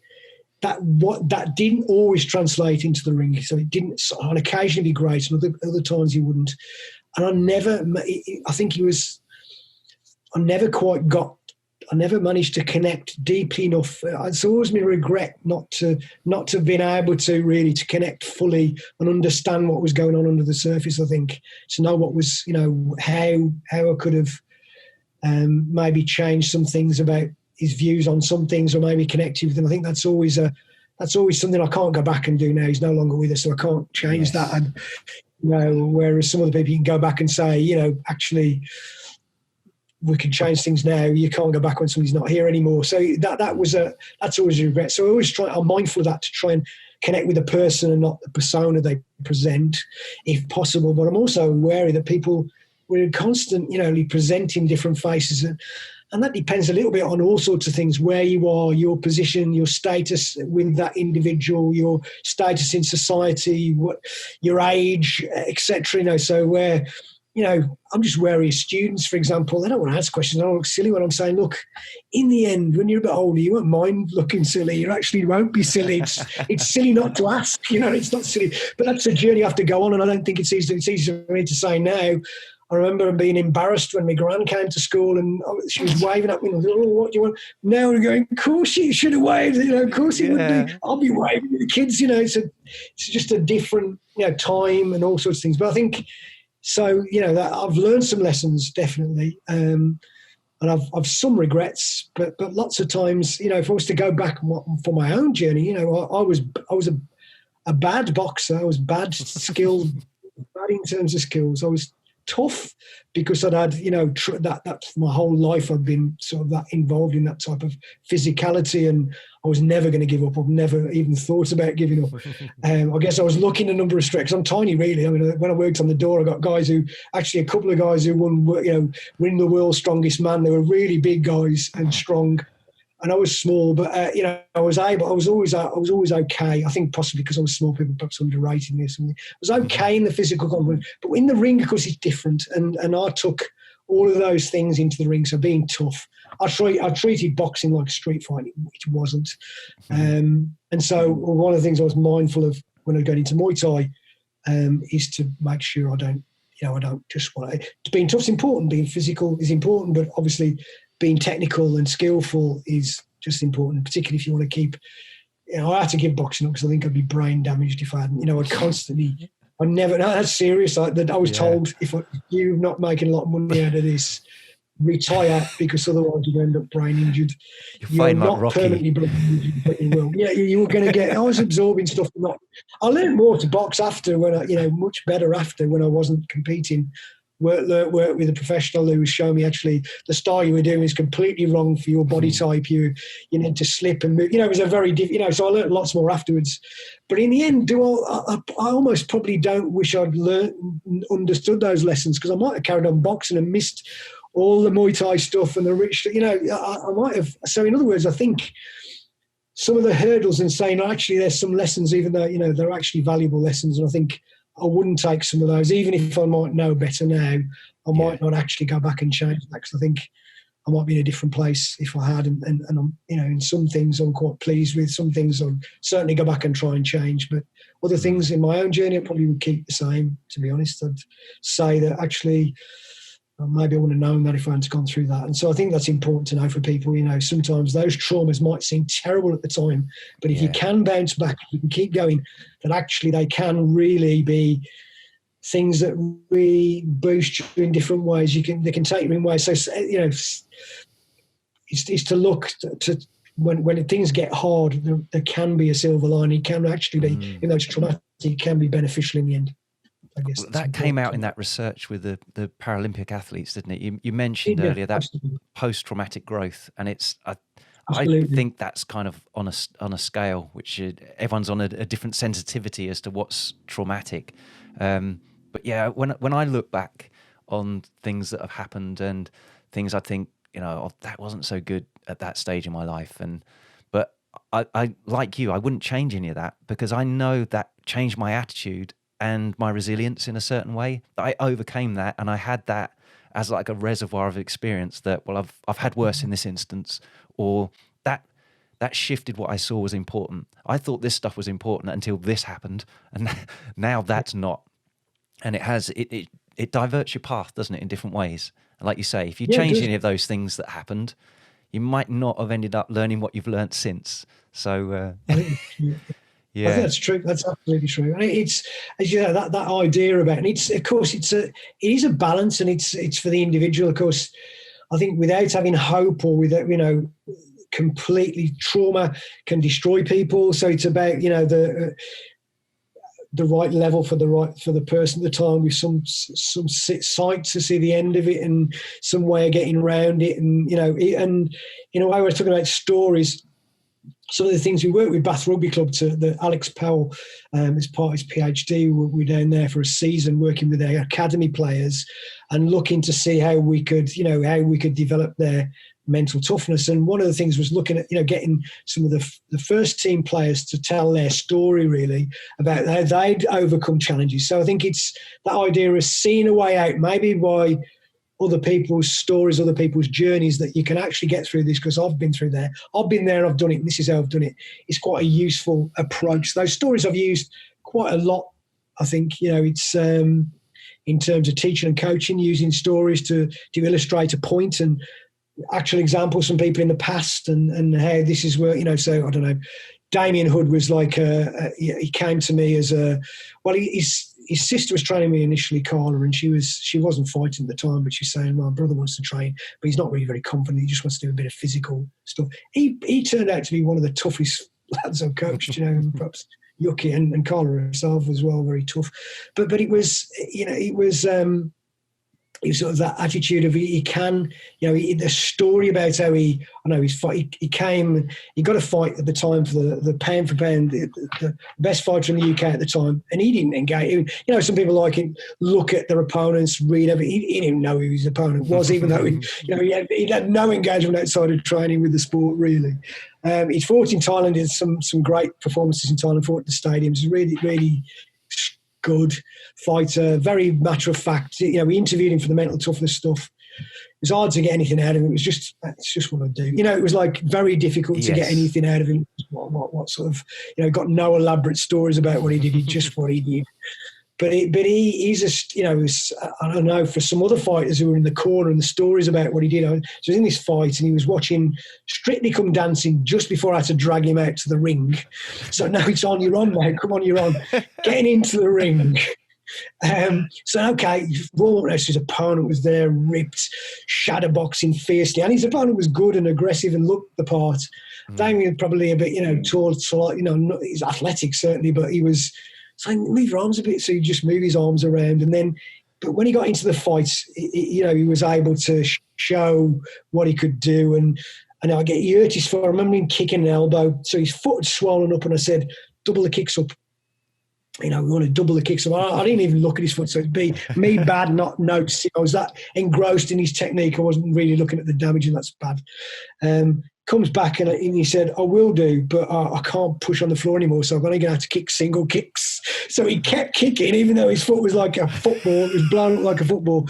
And that was a message for, some of the other fighters going, oh, is that what you do? Or sometimes you have to sort of put aside the pain, just something you've got, you do. So I think stories about, things about how somebody's overcome something, about deal with it. Bringing the ties over was good, and getting them and saying, look, how much training do you have to do to get this good?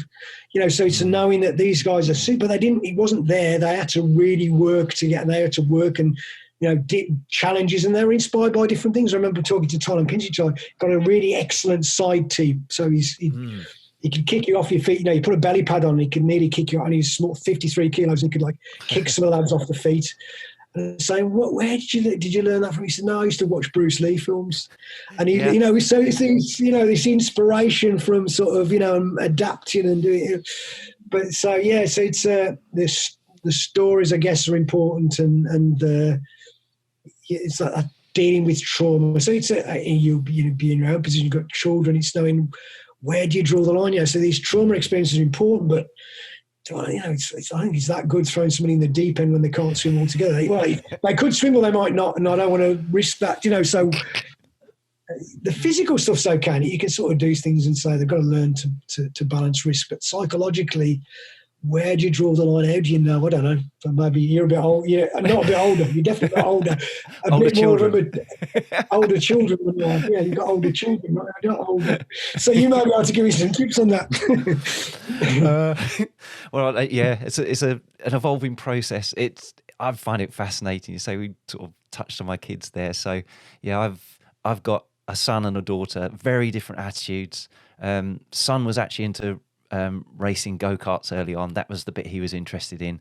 My daughter is, if you asked her, she wouldn't say she is, but she's an accomplished dancer. She initially got into classical ballet, but she's more into contemporary dance and that as well now. That's what she'd like to do as a career. She's sort of going through her GCSEs at the moment. But yeah, the difference of attitudes of the pair of them, and how that kind of interplays, and what motivates one and not the other, and vice versa. I find that really fascinating, and how that's evolved over time as well as they've matured. What's important to them compared to what I think's important, and it's a fascinating kind of experiment. My kids, they're teaching me a hell of a lot. Well, absolutely, I'd say that's one of the things I can say about all the fighters. Really, I think I've certainly learned as much from them as they've ever learned from me. I think that's one thing to say. Hopefully, I'm sure it'll be with the kids too. But yeah, it is that idea about that sort of how far you don't want to be a hovering helicopter parent, but where do you sort of very interesting. You mentioned dance actually. One of the I know some of the conditioning work. Dance sort of sounds like where it's a bit not really serious. It's not really like hardcore training. Well, it absolutely is. Yeah. It really is. I know some of the, one of the, Alex I mentioned earlier, did the studies on with the Paralympians, but he also looks at the strength and conditioning module, and took some people down to the Royal Ballet and looked at the way their training regimes and how they were they're sort of restricting calories, the diet control, along with training to keep this strength to weight ratio sort of thing. A bit not unlike combat sport training, I guess. Probably some unhealthy weight reducing practices there as well. Certainly in terms of we've touched upon in sort of psychology, body image. Certainly different types of dancers might have issues, just the same as weight class sports like Muay Thai, etc., and boxing. But interesting, and certainly if she's doing that, she would be training hard, and it's definitely not like, it's dancing. He's dancing. That's serious training, serious strength and conditioning training too there. What's been really interesting with that for me as well, I mean, you mentioned Royal Ballet. My daughter actually was in the Junior Associates program with them, and that was when she was very young. And it's been fascinating to not only see my daughter, but also the other girls predominantly, some fellas as well that she's been working with, but the girls in particular. There's a certain aesthetic to a dancer's body, and as they're going through maturity, some of the girls when they were younger were perfect, and then they go through maturity and the ratio of torso length to limb length completely changes, and they've just got the wrong body shape for classical ballet, for example, that's very, very strict on what looks right. and it's no fault of their own. No, of course, it's sort of external aesthetic in it. We're sticking that aesthetic on it, not yeah. And it's their technical ability and everything is perfect, but now the shapes don't look the same because they matured earlier. It's the ones that matured later have shorter torso, longer limbs. And luckily, my daughter has been late to mature, which we thought would happen because it was actually the same for me. I'm more of a long-limbed person, and my wife as well. I call her a grasshopper. She's kind of her waist is up here. So luckily, that's kind of produced in Amber something she's interested in, but she's also ended up now that she's maturing, she definitely has got the body proportions to be able to do this as well. And I find that really fascinating. And we were talking about this. Sorry, do you want to say something there, Tony? No, I was just about to. No, you can ask. I was about the talent ID aspect, I guess, of that body proportion. That idea of how do you, it's a real challenge, I think, because you want people to be engaged in things that they're interested in and go with it. Contrasted with obviously groups and coaches to some extent, certainly particular sports wanting to identify talent early because, the more, to engage. And so having an idea about how people develop and, that body proportions and et cetera and maturity and the stage of maturity becomes important in that. So a number of the studies that, I've worked on really in terms of talent ID in swimming and soccer, football, look at that really. So the body proportions bit was saying, how do, what predicts, what body proportions predict performance now, but how does that, the idea of this, an idea called biobanding that, some of the systems look at parental height, and you mentioned you genetically, it makes sense that there's a relationship between you and your wife and your children. And that's sort of part of the rationale. It's a double-edged sword. So do we say, do we really focus all the attention on those who are likely? And of course, I know Pimu, for example, would be very interested in tall, long-limbed individuals because he liked knees, and he would say, he would favour those in terms of because that was what he favoured in terms of the techniques he taught. And they either have to be small and very clever, or even if they're not, I can focus. I can use a small amount of effort to train this person because they've got the physiology. Of course, that then interacts with all the psychological aspects and their motivation. So it's a complex mix. But when it does come together, that tends to produce. I think that's one of that can produce something where all of those, the sort of appropriate physiology for what they're trying to do, as well as their interest, comes together. That's good. I'm reluctant to say, you are not, you want to go into basketball and you're 5'7" and you're not, don't do it, because there's certainly been the odd individual who's shown that they can be absolutely. So I think, I'm reluctant. And certainly in one of the papers we just produced actually about academy soccer players, it was done, the first author was Mark Noon from Coventry, who's been involved in football and, it was data over a period of time about those who got a successful contract. So the system is quite bad, really, because lots of kids want to be footballers. So get lots of kids in the program, and then they're sort of gradually released, and they end up with a tiny percentage getting a professional contract. So it was interesting to know, what makes those from the early age right through to getting a professional contract, and what causes people, or what are the predictors of people dropping out, and some things were not related to physical performance, actually. So sometimes some of the slower players so obviously it was other things, and it potentially probably, I've done another one with Sterling, with James Dugdale from Sterling on a similar thing, but actually slightly different findings. It probably is down to those scouting and what they think's important, rather than, that determines who gets chosen in the end and who gets dropped. So it's an interesting picture, but I think that talent ID thing is interesting, but not so straightforward. And, whether you want to go down totally away trying to predict how somebody's going to end up and what's going to, I probably don't think we'd probably go down so strongly down that, but just enable people who want to do it and still offer the opportunity to those who want, because sometimes people go against the odds and they come out of it. Everybody else said you can't do it, and they still do it. They're still absolutely killing it. They're really doing it well, and people didn't expect them to. And that's great. I mean, I like the underdog. Yeah. Oh, yeah. That's my preference as well. I loved being the underdog. I didn't like it when I started getting a bit more of a profile. It's like, oh no, I'm favourite now. I'm not so don't like this so much.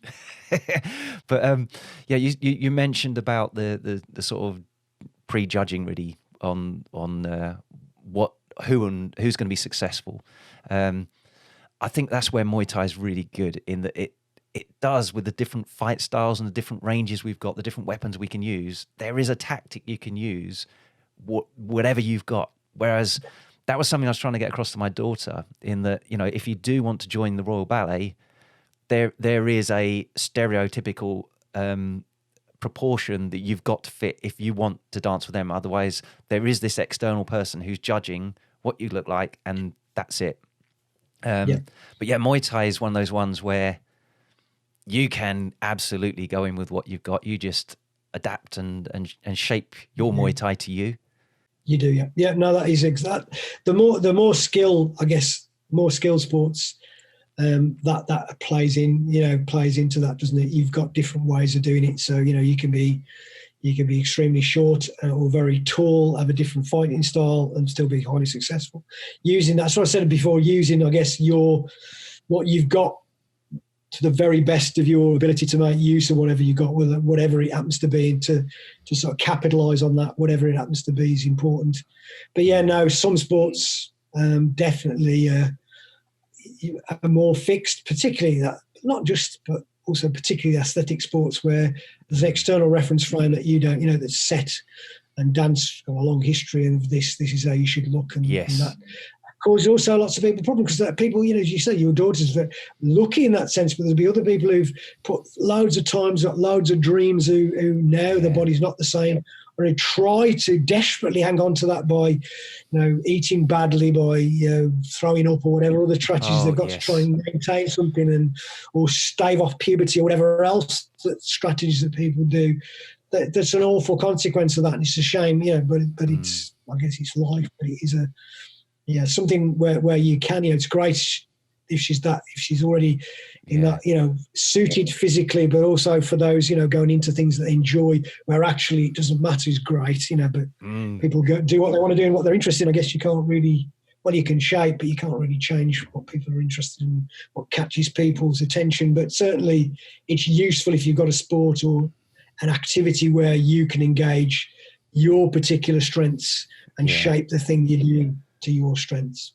That's something I've noticed with dance as well, because Amber's now in this sort of centre of advanced training where they do different types of dance as well, not just classical ballet. They all have to have that as the foundation, but then there's sort of contemporary dance and creative dance and all this kind of stuff. And it's interesting when we're allowed to go in as parents and do the watching week, you know, I'm sitting there watching them all, and you can see when they run these different classes that they're doing, the different body styles and movements and habits that better suit the different disciplines that they're doing. And it's all dance, but it's like the classical ballet lot, they're good at that, but then they struggle at this one, and vice versa. And it's like, okay, you can just see these are all dancers, but they've all got their little favourite bits there they're better adapted for.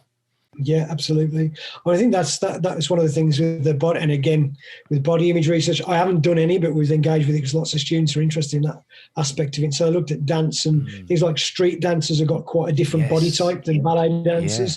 So there's a different, you know, acceptable sort of physique for that sort of dancing. So that, you know, exactly that really. I think that with the Muay Thai, you've obviously got all those, you know, because you're not restricted by just aesthetics. You've got this, you know, people can be on the street dancer, on the elegant, you know, ballet dancer, whatever. You can actually, you know, you can just adapt what you're good at to the situation. You want to try and maximise that. Yeah, so it's good.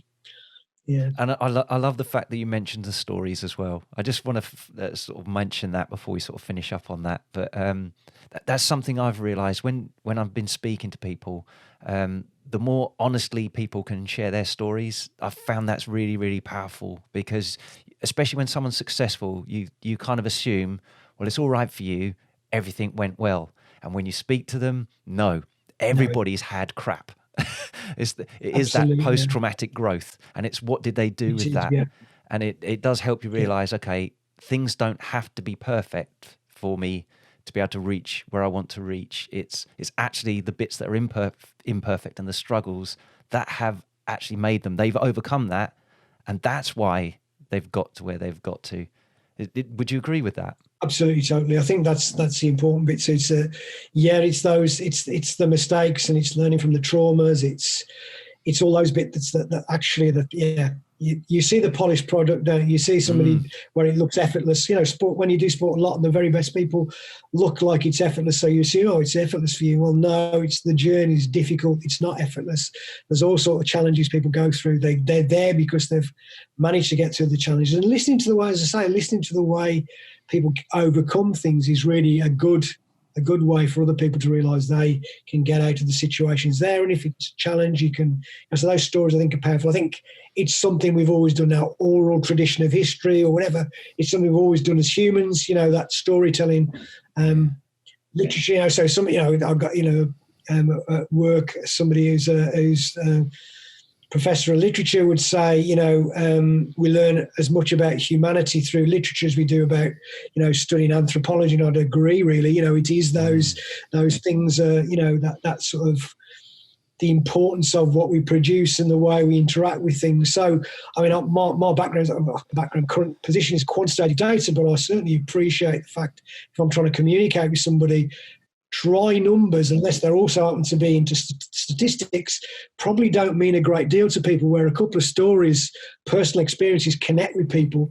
So obviously that data is really important, but how do you actually communicate that in a way that does connect with people is important. And using stories about the, you know, is one way, I think, to connect. You know, using stories to illustrate what the results suggest, what the hard sort of numbers suggest. And also to say, actually, the hard numbers are not always hard. You know, maths is objective, it's deductive. The rest of it's inductive inference we make, and, you know, with the best guesses from the data we've got, and it's certainly not fact in the, you know, with a capital F, or truth with a capital T. That's something I've found really fascinating. Moving from like a career which was engineering, where the science was that Newtonian physics, and that's kind of set. Yeah. There's not too much changing with that. It's right or wrong. To then going more into something where it's more performance science, sports science, where there's people involved, and then the game changes. Now it's attitudes and environments and all this kind of stuff as well that affect the results, and that it's evolving. That's the thing, that we're much more making our own best guess and making a model that fits what we see currently, and then we discover other things, we notice other things, and the model changes, doesn't it? And we kind of have to be willing to adapt and evolve that. Completely different. Yeah, absolutely, very much so. It's that. Yeah, people like certainty, don't they? They're like, you know, it's comfortable. Certain things comfortable, but really, we haven't got that. We've got uncertainty, and that's uncomfortable. The unknown's always uncomfortable and uncertainty, but it's also the exciting bit. It's the bit that, you know, well, actually, it's a journey, and we still don't quite know where we're going exactly. That's, you know, that's interesting for me. The fact that it's not all done and dusted, and, you know, we know exactly what things are. You know, and I think you mentioned Newtonian physics, really, obviously for many hundreds of years, perhaps 300 years, if my history right, it may not be, you know, that was truth with a capital T, until, you know, Einstein came along and says, you know, well, whilst, you know, at a local level this is still really good, actually, you know, when we go very big or we go very small, that's not really, doesn't apply anymore. And so it's knowing the fact, you know, that some of these things that we think are true, we still have to challenge them, because, you know, we get new data, build a new model. No models by its nature is a simplification, so any model is not true. You know, George Box's famous saying, "It's no models are true." But it's good to sort of know what's a really bad model and what's a not so bad model, because that, you know, helps. Yeah, and be willing to change it and update it. Absolutely, I think that's it, isn't it? I think that's yeah. It's challenging your own, being prepared to challenge your own confirmation bias, because that's one of the big things I'd say in terms of academic stuff. That I'd, you know, from psychology, I'd say it's, you often don't realise how biased you are when you're taking new information, and how that limits what you're taking. Well, sometimes for fears, you know. So I see, you know, in fact, teaching statistics, people have had a bad experience at school of maths, and they're very uncertain. They're not even, they're not even sure when you give them two numbers, which is the biggest. They certainly know if they were not to be frightened, just to think about it, they would know, okay, it's got a decimal point in front of it, but I still know, it's thinking about it. But this, it becomes a slightly different thing. There's anxieties about things that sometimes are imposed by themselves, by their own past experiences. You've sort of got to try and get over, and that's an important thing to say. Look, you can do these things, but just have to take a step back sometimes and not be so sort of worried about things and having your bias because you've had a bad experience of maths. You're going to always be bad when it's numbers. In fact, they don't do a great deal of maths really. Stats, it's just plugging things into statistical software or writing a bit of code. But it's it's that sort of idea of it's not the prejudice, all sorts of things. Prejudice about your own experiences, about what you should and shouldn't be good at, but also views about this is unchangeable, this I know to be the case. When actually challenging that's quite useful. It's probably really important to say, I think this, it's that Muay Thai research, I think this was what I'm in coaching, but actually I've got to put in systems to say, what can I do to really challenge that view? What methods can I use in terms of analysis? Or say, the worst case scenario, how can I say that, is that still true or not? Or, what information I input. I do something called quite Bayesian statistics, which incorporates prior knowledge, which you can play with, because I might think, well, I actually think this. So if I think this, collect this data, I can update my knowledge with this information, given this is what I'm starting with. But say I start with a different perspective, collecting the same data, how would that change the output? How would that change things if I'm really skeptical about this?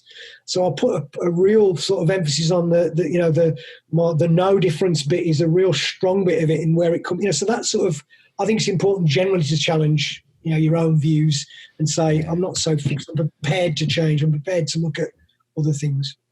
Do you know what you kind of described me there in that you said about a bad experience with maths, because that's exactly what happened to me at middle school. There was a really, really super strict, it was primary school, really super strict maths teacher. And being a natural introvert, I kind of went into that new class, and we had porter cabin classrooms for maths at this school because they were expanding it. And she had put down carpet in her porter cabin because she didn't like the sound of people's feet on the floor.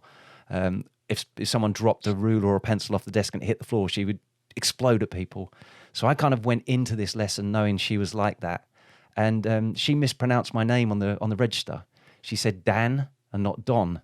And my friend there at school was called Daniel, and I thought she meant Daniel. So I didn't answer. Well, then she exploded at me and said, Dan, Don, why didn't you answer? And it was like, I'm introvert, everyone's looking at me. And I was like, oh my God. And then proceeded to teach the maths class. And I was in this, I don't want to be here. And she got me up in front of the class to do some addition on the board or something. And I was just absolutely mortified. And for me then, maths was a problem. I wasn't good at maths. That was kind of rooted in me. But then I've kind of gone on and done this, engineering degree, Bachelor of Science. You've got to be good at maths. Yeah. So I fixed it. Really good at yeah. But I've always had to really work at it. And my natural inclination is I'm bad at maths. I'm bad with numbers. But I did find that was just a self-limiting belief that it really, it was one of the things I kind of realized that if you're prepared to work at anything, the growth mindset bit kind of kicked in, and like nothing is fixed. You can change it. But it's interesting that you kind of brought that up, but it's, it made me reflect there. That was all. No, it's interesting. Well, as you say, you've got to be, doing what you did.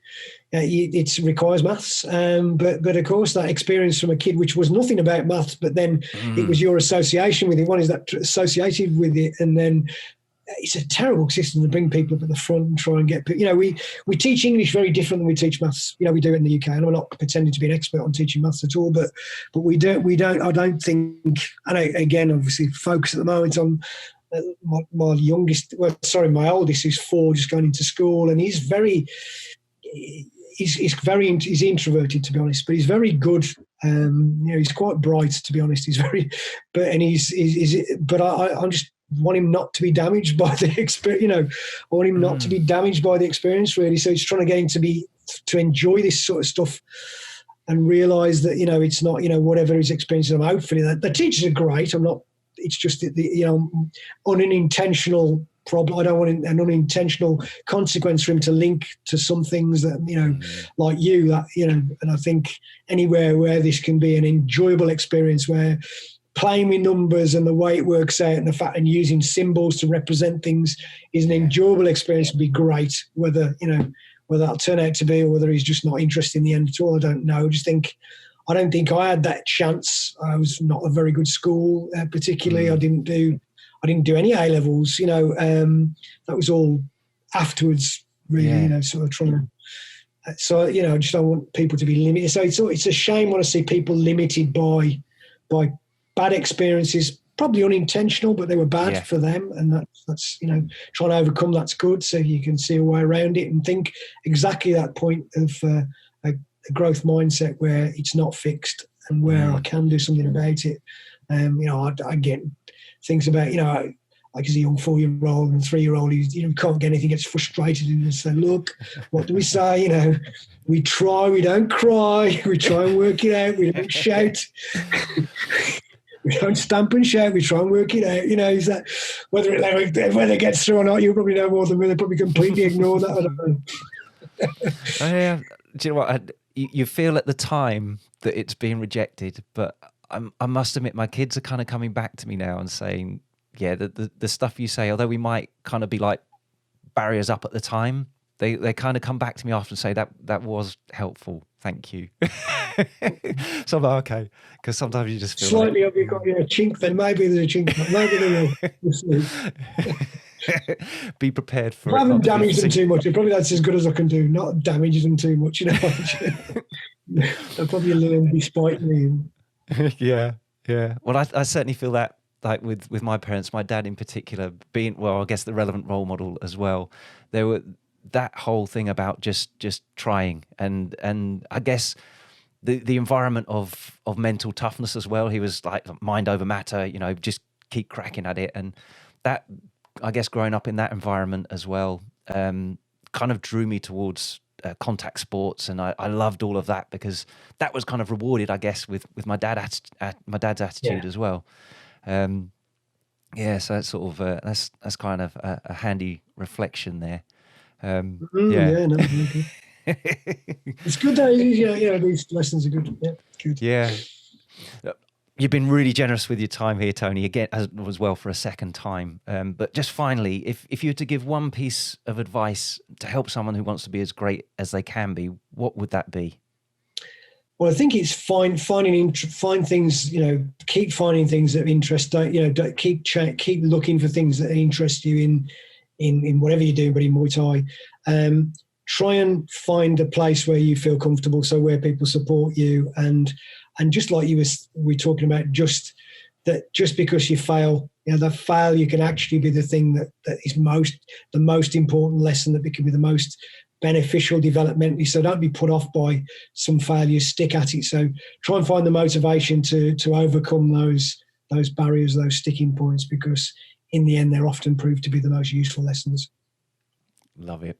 Thanks for taking the time to chat again, Tony, and all the best with that. Pleasure, as always. All the best with your research when you get a chance to get back to it. I'm eagerly awaiting to see what you can boil out of all of that. Yeah, we're looking to recruit some more wider. Yeah, when it comes around, I'll put a recruitment drive out to get people again. Try to get some ties. I'll definitely try and get some of that, even resident ties, just because of the. Just it's good to get a vast, the more variety of people doing it, the better, really. Yeah. Well, thanks again, Tony. Pleasure. Thanks, Don. Thanks for inviting me. It's been a pleasure. You can find out more about Tony's research on the Newman University website. And of course, you can check out the Prachau Sur Muay Thai Gym too. And you'll find links to these with this episode. And if you found this valuable, please like, subscribe, and share with someone else it could help too. And give me a comment. I'd love to hear from you. And I'll catch you next time.